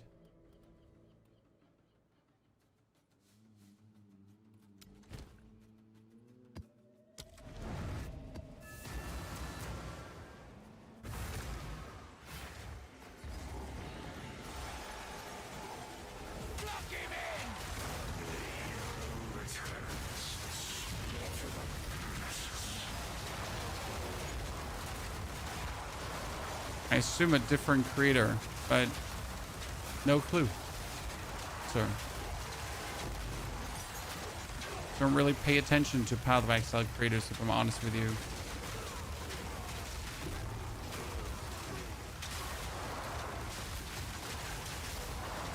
Game is great. I mean, best state ever, right? And only getting better. You definitely absolutely nailed it with the 05 update. Okay, we're close to 90, chat. I think we should just pump like a 200% delirium and then we would be 90.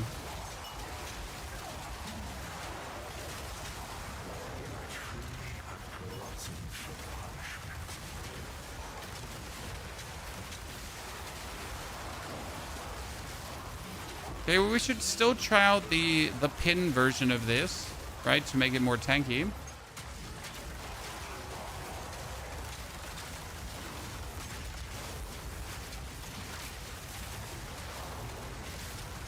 Right now, pretty much everyone can just shove it down your face, right?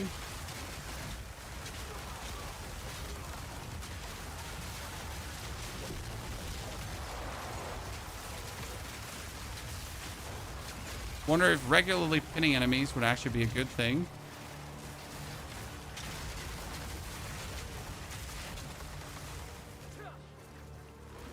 What level is your character? Close to 90.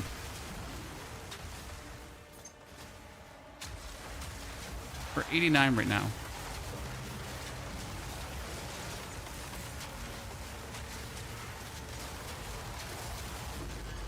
To be honest, it was an absolute breather to 89.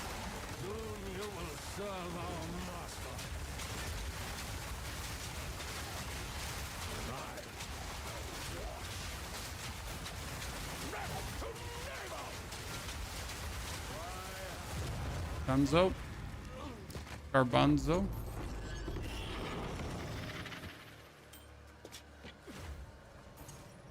Give me that.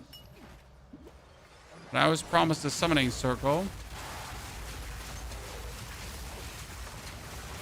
Let's see about that. The goal was getting to level 90 and then creating the endgame update video.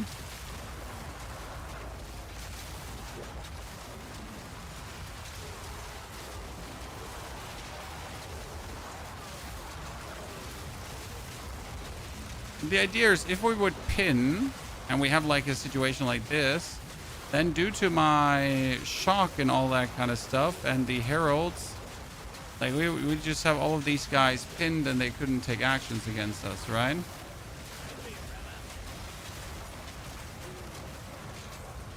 Could be an interesting thing. Oh, level 2 all spell skills is actually worth it.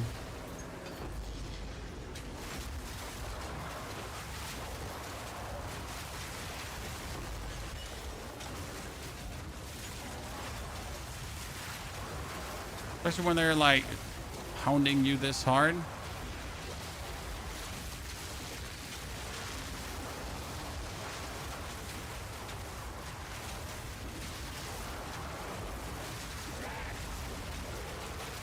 I'm stuck. Someone is slowing me. Someone is slowing me a lot.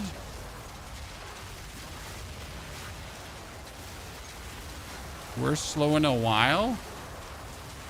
That was the pin would have come in handy. Just take care of this.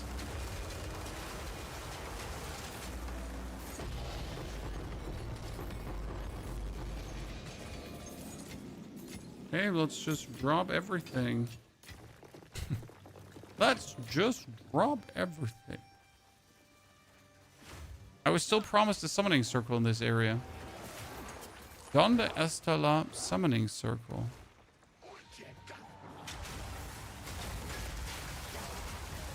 Ist er immer noch nicht da? Am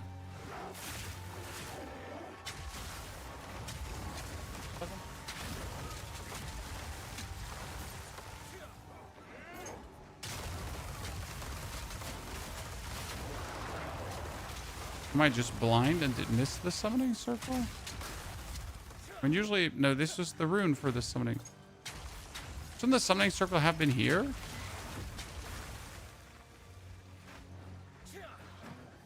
There, I found it.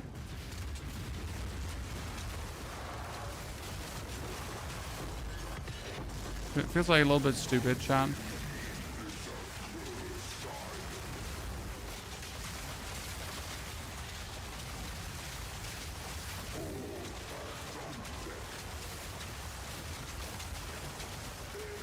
Could we please shock this gentleman?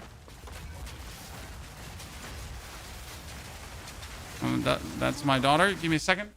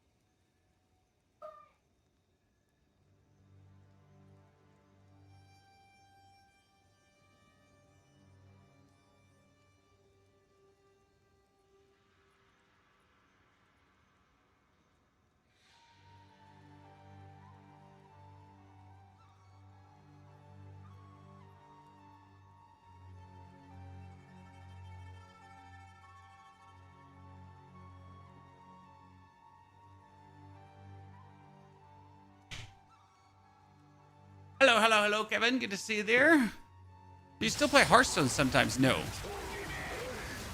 I haven't played any card games and stuff in quite some time. Okay, we're like this is the only final thing that we have to offset right now. The actual the problem of the berserk. But how do we offset the berserk, Chad? Definitely a final thing to improve before we're 100% happy.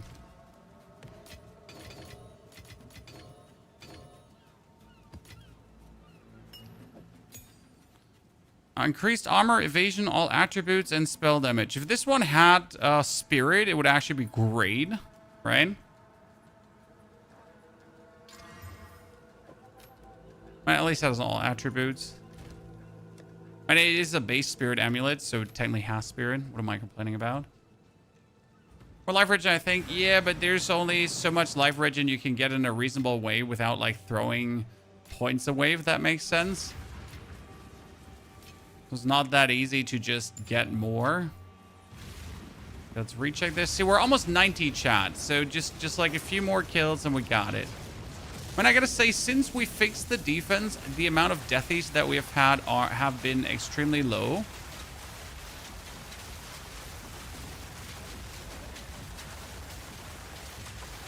So right now, no shock.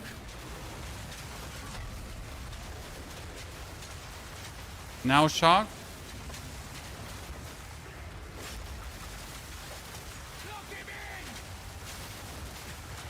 I wonder if we should play the rune that gives us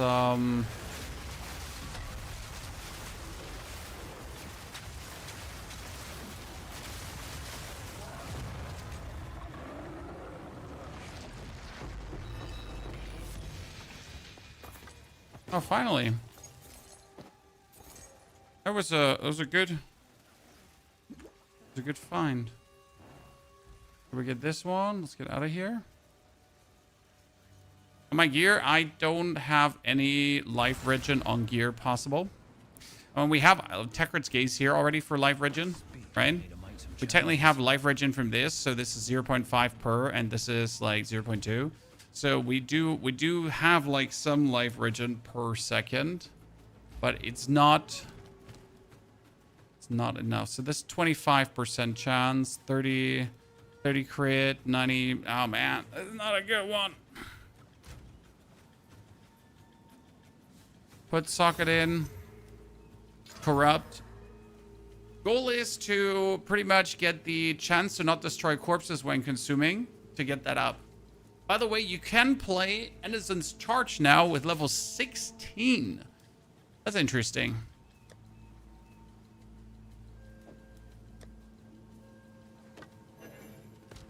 How can I help? What you drink? Okay, let's get that. Get that level up, but not with Monster Life. So I really don't want to play Monster Life. 19. Trinity. More damage is more damage. Maps to doodles, dandies, Andes. Yes. That's more Monster Life as well.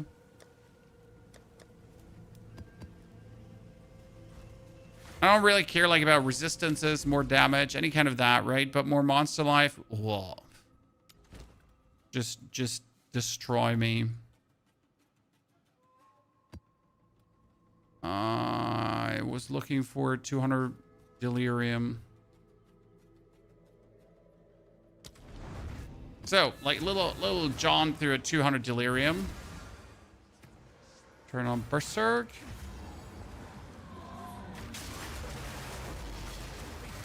And would you go into 200% delirium? Experience.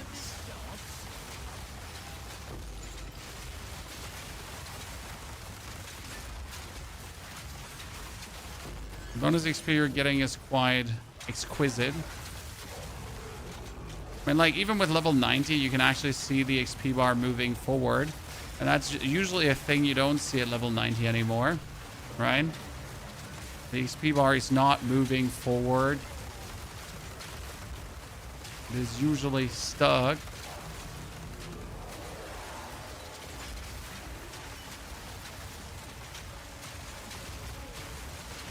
Oh goodness, he didn't want.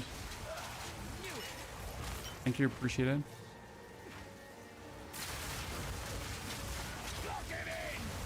I see a stream of 50 divines that relate to it. Oh, I don't have many divines. I mean, I literally just jump from new build to new build.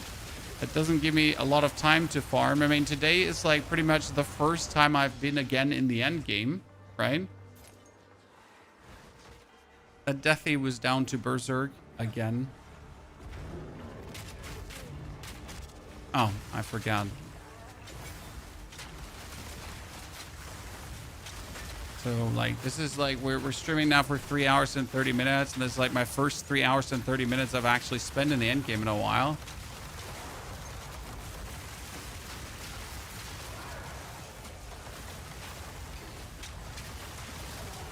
As we simply just don't spend time in the end game. And we've killed Operative Ash today. We've killed Operative Divinity. We're almost at the Bodog, right?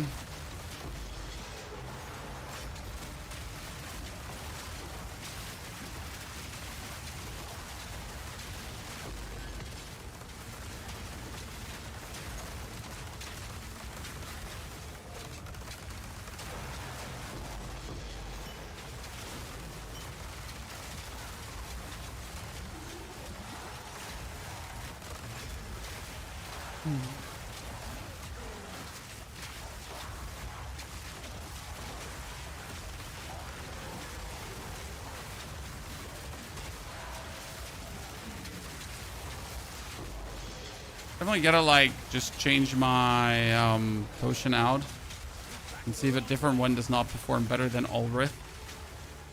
Probably.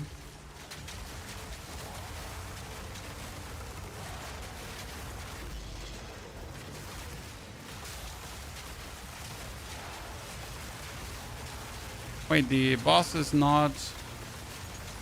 Thought the boss was the electricity dude. See, we're out of potions again. Did that dude just drop 128 simulacrum splinters? Did I see that correct, chat, or did I just imagine that?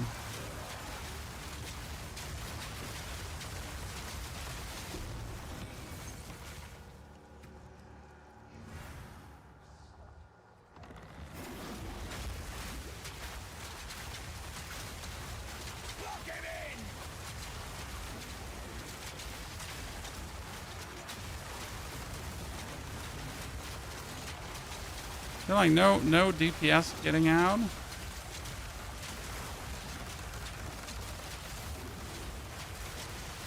As if he's like in his corner, can't really take the DPS there, huh?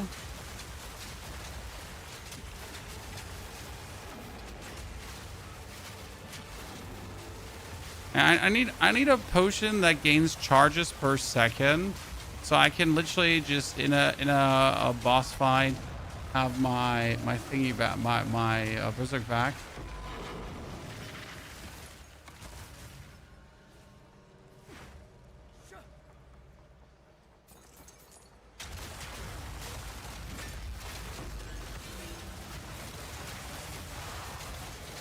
Clear the rest of the map.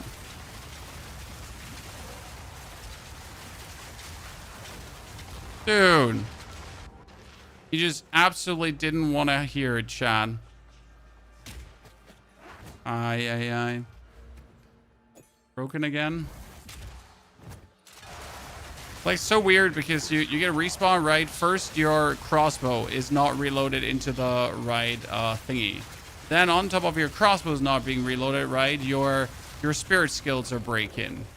I'm not sure what it is on this character, but it is getting tedious for sure.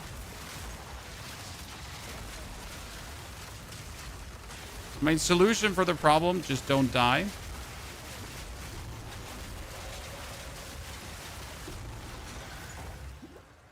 Right? Just don't die.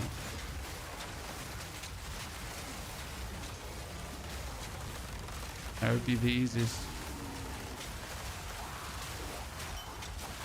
So,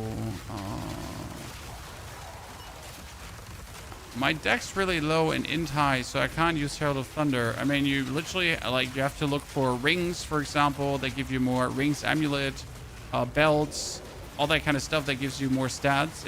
It's harsh to balance stats, honestly, on certain builds. You gotta make sure that you pretty much satisfy all the needs for the build. I mean, right now for mine, I pretty much needed 2 rings that have all attributes, so I could actually meet all my needs.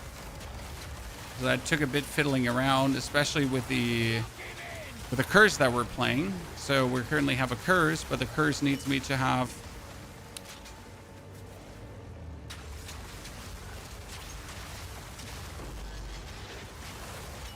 whatever that thingy is that dealt the damage. I don't even want to know.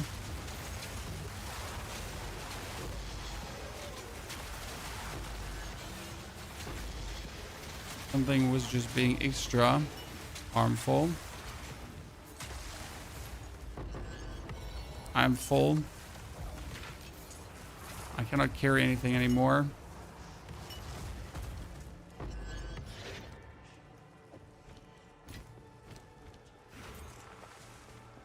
Come on, there's still more to discover.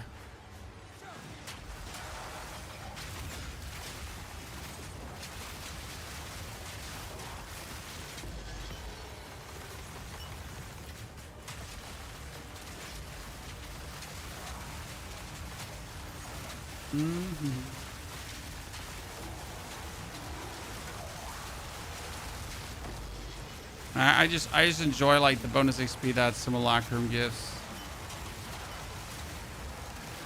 especially the 200%.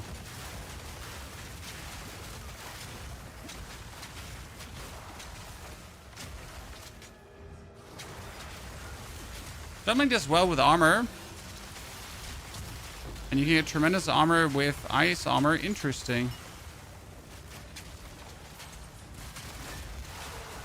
And we still gotta try like lowering our defense right now for, well, it wouldn't be necessarily lowering the defense, right? But we wanted to try out the pin, right? We should do that. Oh, look at me actually getting a ritual tablet out of all of this. Super, super worth it to just continue slaughtering all of them, right? I mean, definitely overstaying on this map, but hey, if overstaying gives me good loot, is it then a bad thing?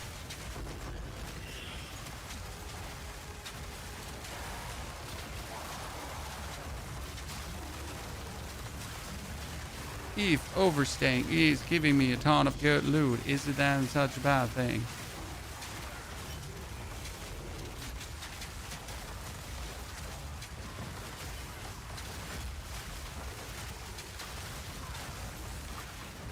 Okay, we're 90% in for 90, Chan. Should be able to get level 90, right? Not from this map necessarily.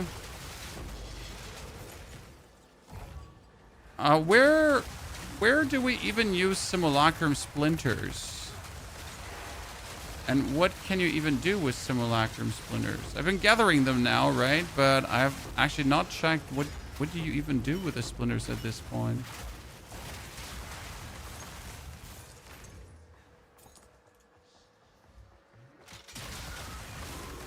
Okay, we're at 91%. Shit.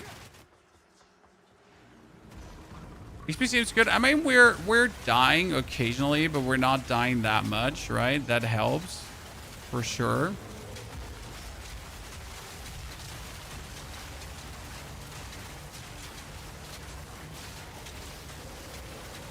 Okay, how much XP do you have, Dumbo? Like, seriously. Oh, we haven't even fought, like, we haven't even done the Verisium Remnant here.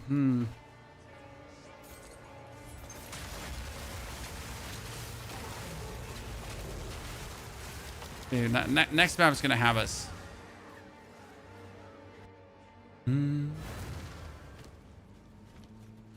What's your top 5 classes? Gemling Legionnaire with 5 different builds. How can I help?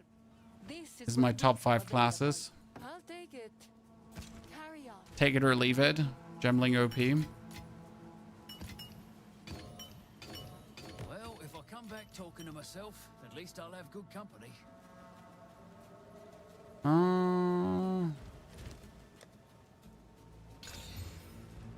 Monster armored. Okay, final map, ladies and gentlemen. To rank up.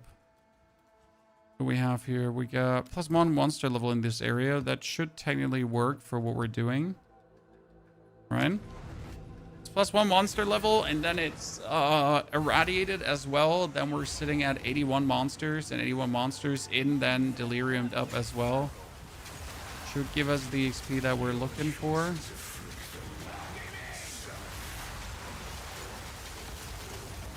Oh, we wanted to try out the pin, right? Shit, I forgot.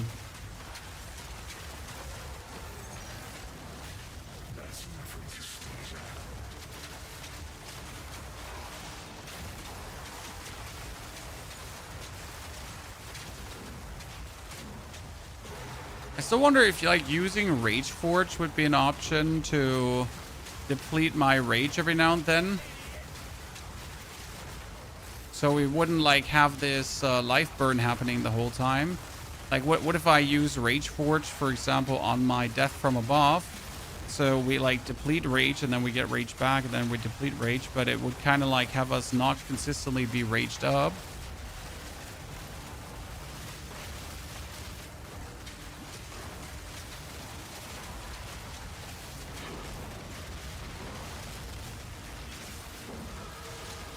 That's level 90, ladies and gentlemen.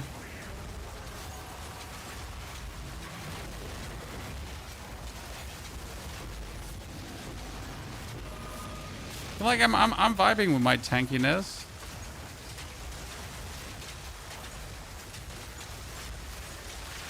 Can we not use a rage? That's a good point. Can we use a rage spinner on our normal attack? No. But if I use a rage spinner on this one, we're just going to reduce our rage to nothingness, right?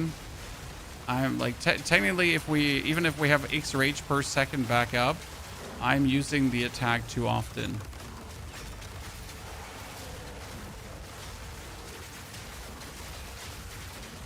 And this is a spammy build, right? It's not like a grenade build where you throw like one grenade, which should happen, one grenade, which should happen, one grenade, which should happen.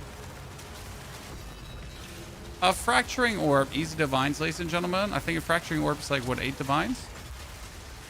6, 7, 8 divine.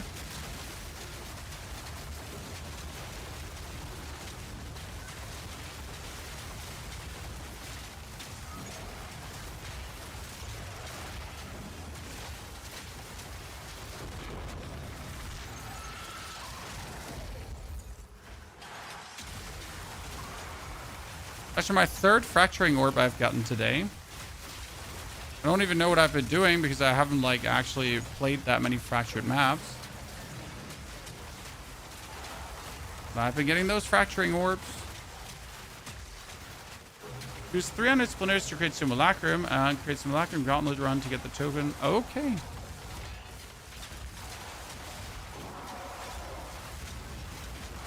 That's good to know. Thank you for sharing. On our way to 91, ladies and gentlemen.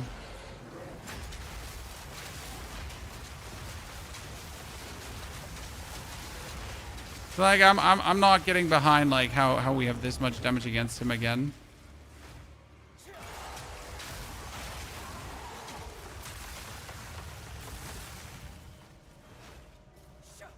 Mm-hmm.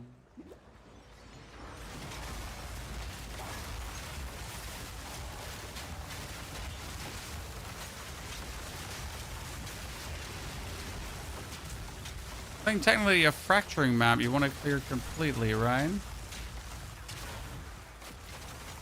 Free exalted orb is free exalted orb.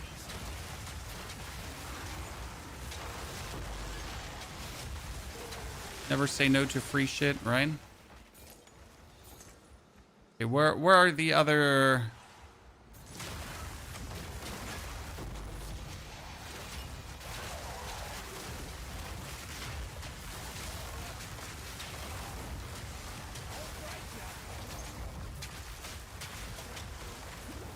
Found it.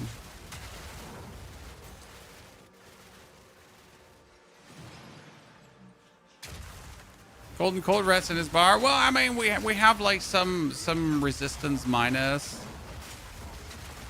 and we penetrate some resistance.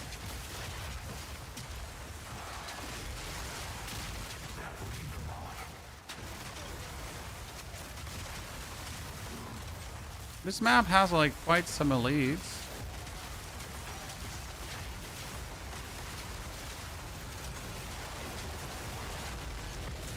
Oh, nice.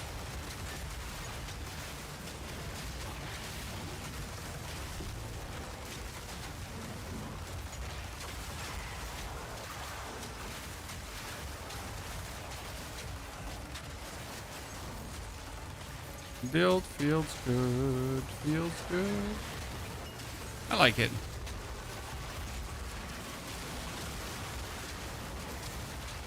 And again, I could do this like with my one divine crossbow.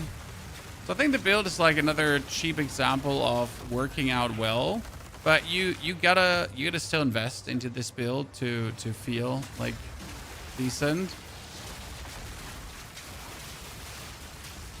Glacial Bolt is just attack, right? But at least you can infinitely splurge on this, so that's a really nice thingy. We're starting the next build today. I'm not going to start anything today, sir. I mean, technically in 5 days, we got Diablo 4, new season. So I got to prepare for that as well. But I think we might have the chance to do one really fun thing that I wanted to do, which would be a support fire tactician. It's an actual tactician that only uses support fire, so called a minion tactician, which is kind of funny. A minion tactician, just imagine.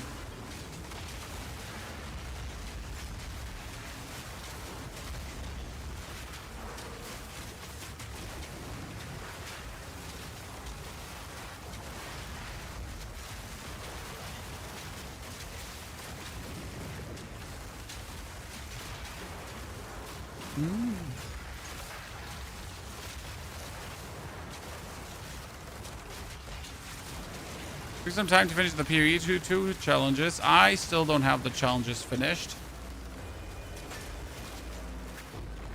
I still don't have the challenges finished. Not because I'm too bad to finish them, just because I couldn't care enough yet. Right?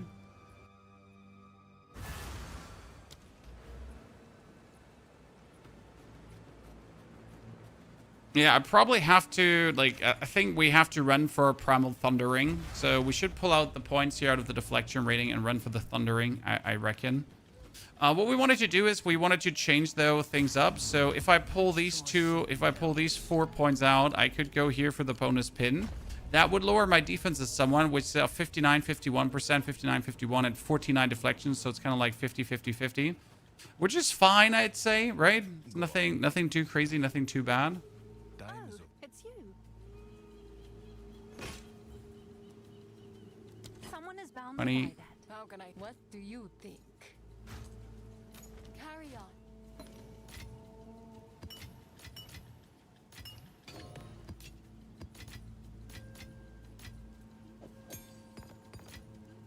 Okay, so monsters are evasive. Now let's see where that goes.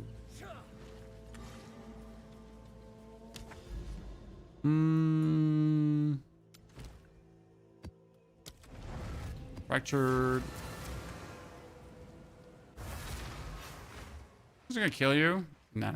Berserk can't kill you in your hideout. So the basic idea is that when we're now shooting enemies, they instantly get pinned. So as you can see here, they can't do shit. And this happens like for any skill I pretty much use. So even if I just use the supporting fire here, right? All enemies on screen are stuck in place and cannot fight me. Which is its own kind of defense if you think about it.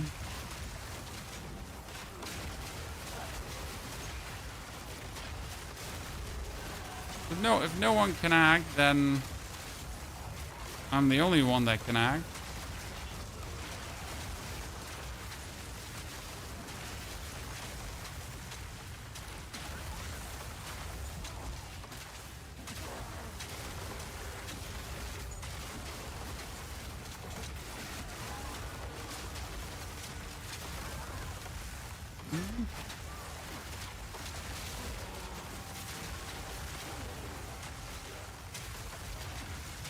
So that might be one of the better than the other point spend.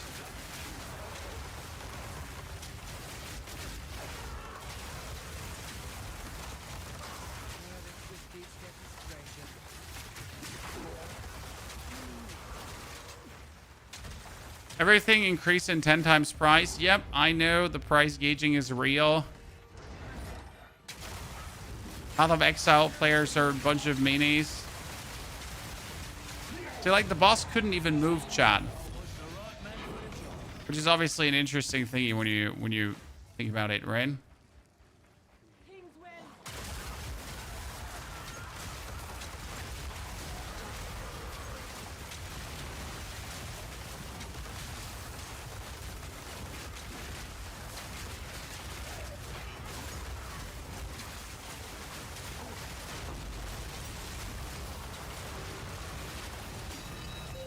A divine orb, you say? No complaints.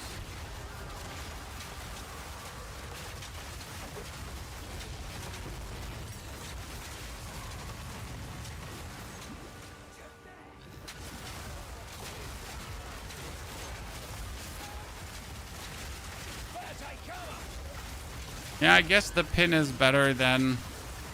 I can see that.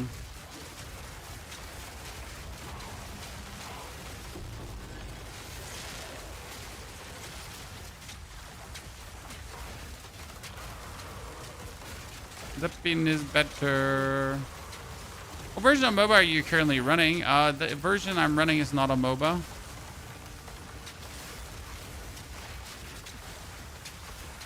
This is the new version that runs all 3 defenses, evasion, energy shield, and everything together clustered. And that version is not on MOBA.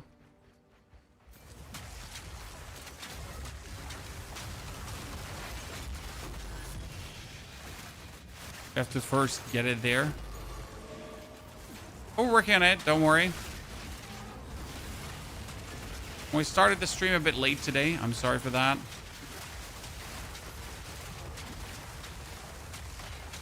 Is build viable with Gemling? Yes, most people play this with Gemling. I play this with Tactician because I play a different version of the build. If you play Gemling, you're going to be quality juicing. So you actually have to go like for Paragon, Amulet with bonus quality, chest piece with quality, that kind of stuff. Which is fine though, if you want to do that, right? Like, just be aware that that is what you would have to do. I mean, you could also just start this as Tactician and then later swap over to Merc. So I could like do my 4th Ascension, which I absolutely did without a problem. And I could swap over to Merc if I feel like it would actually make the build stronger. But I don't think it would actually make the build stronger.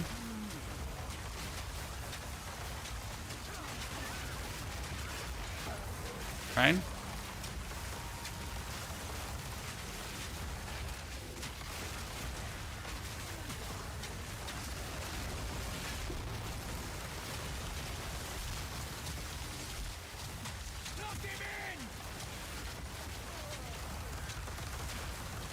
Okay. Easy.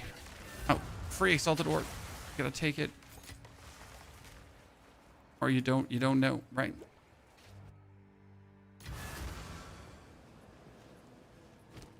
Sold it.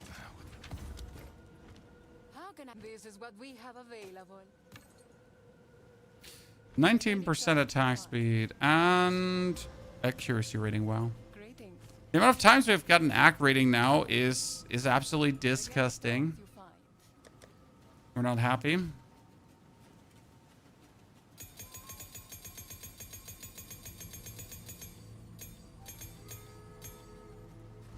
How can So I help? conclusion right now, can you sell skill gems tier 18 for something? They're the most plenty available, right? Oh really? You can actually sell them? I know I'm Can I help? I want exalted orbs. And I have tier 18 skill gems flying around. Right? 9 for 1. And here, take my 18 tier I'll 2 do that skill thing as gems. soon as Thank I you. can. I mean, before I just vendor them away, right? We might as well get 2 exalted orbs out of it. Would be a shame if we wouldn't.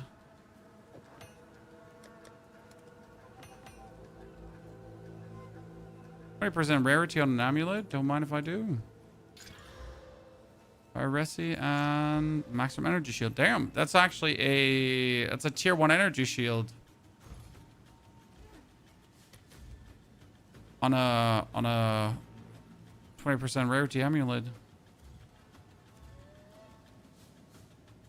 Pretty sure I could get that to someone. I could probably craft on it. Link to the build. So the build is right now available. If you haven't checked YouTube yet, this is the build from yesterday. The Glacial Merc overpowered in 1 hour. That's what it's called. However, you are missing the upgrade, you know? So we definitely have to now get you the fully upgraded version here with the Berserk and hopefully with Berserk stopping to drain you dry. I think I have a solution for that, and that would just be get like a little bit more life, and then we can probably make sure that it works. But yeah, I have to think about that. That being said, we'll have to end the stream now because I actually want to record the video for this. So this was like the long form, the not TLDR, yitty yada yada. But we did the 4th Ascension. We swapped over to the pin. I think we're going to have to change the passive tree a bit more. So for example, we got to pull out these points. As much as I like the bonus deflection, we're still sitting like here at 35 deflect right now. But we do actually need to work our way towards these nodes because these nodes are just too good. We might as well pull the life regen out because it doesn't actually do anything, right? So this is for the bonus elemental penetration, definitely needed. We might actually remove this deflection and move it over to the other side deflection. I'll have to think about it. I mean, we also have here, like, you know, 15% increased armor to 10% increased armor. So you could consider, like, maybe this is, like, worse because the more armor doesn't actually do anything. And then, like, you just rather go for this one here because this is, like, a stronger one. It's probably, like, better if we go for these two. Yeah. Well, that's nice. I like it. Okay, well, that being said, ladies and gentlemen, we're done for today. So thank you very much for coming, walking, chatting, lurking, hanging out, and hopefully having a great time. I'll be back tomorrow for more. We might play some more of this. We might start with the supporting fire tactician that's only using supporting fire, which means that you actually have to travel from here all the way over to the minion board. Because supporting fire does actually work together with Puppet Master. Puppet Master would be insane for damage stacking. The same actually goes for the Archon of Undeath. So you could do this with like Archon of Undeath, and then you could do Puppet Master and more minion damage and that kind of stuff. So, you know, kind of intriguing. But the problem is that we need to spam command skills. So, yeah. I have to see how we actually do that. That being said, we're done for today. Thank you for coming, watching, looking, chatting. We're going to cover D4. Yes, absolutely, my friend. Don't you worry about that. And I'll be back in about 2 hours with the actual build, I guess. Okay? Take care. Have a great day. Thank you for coming.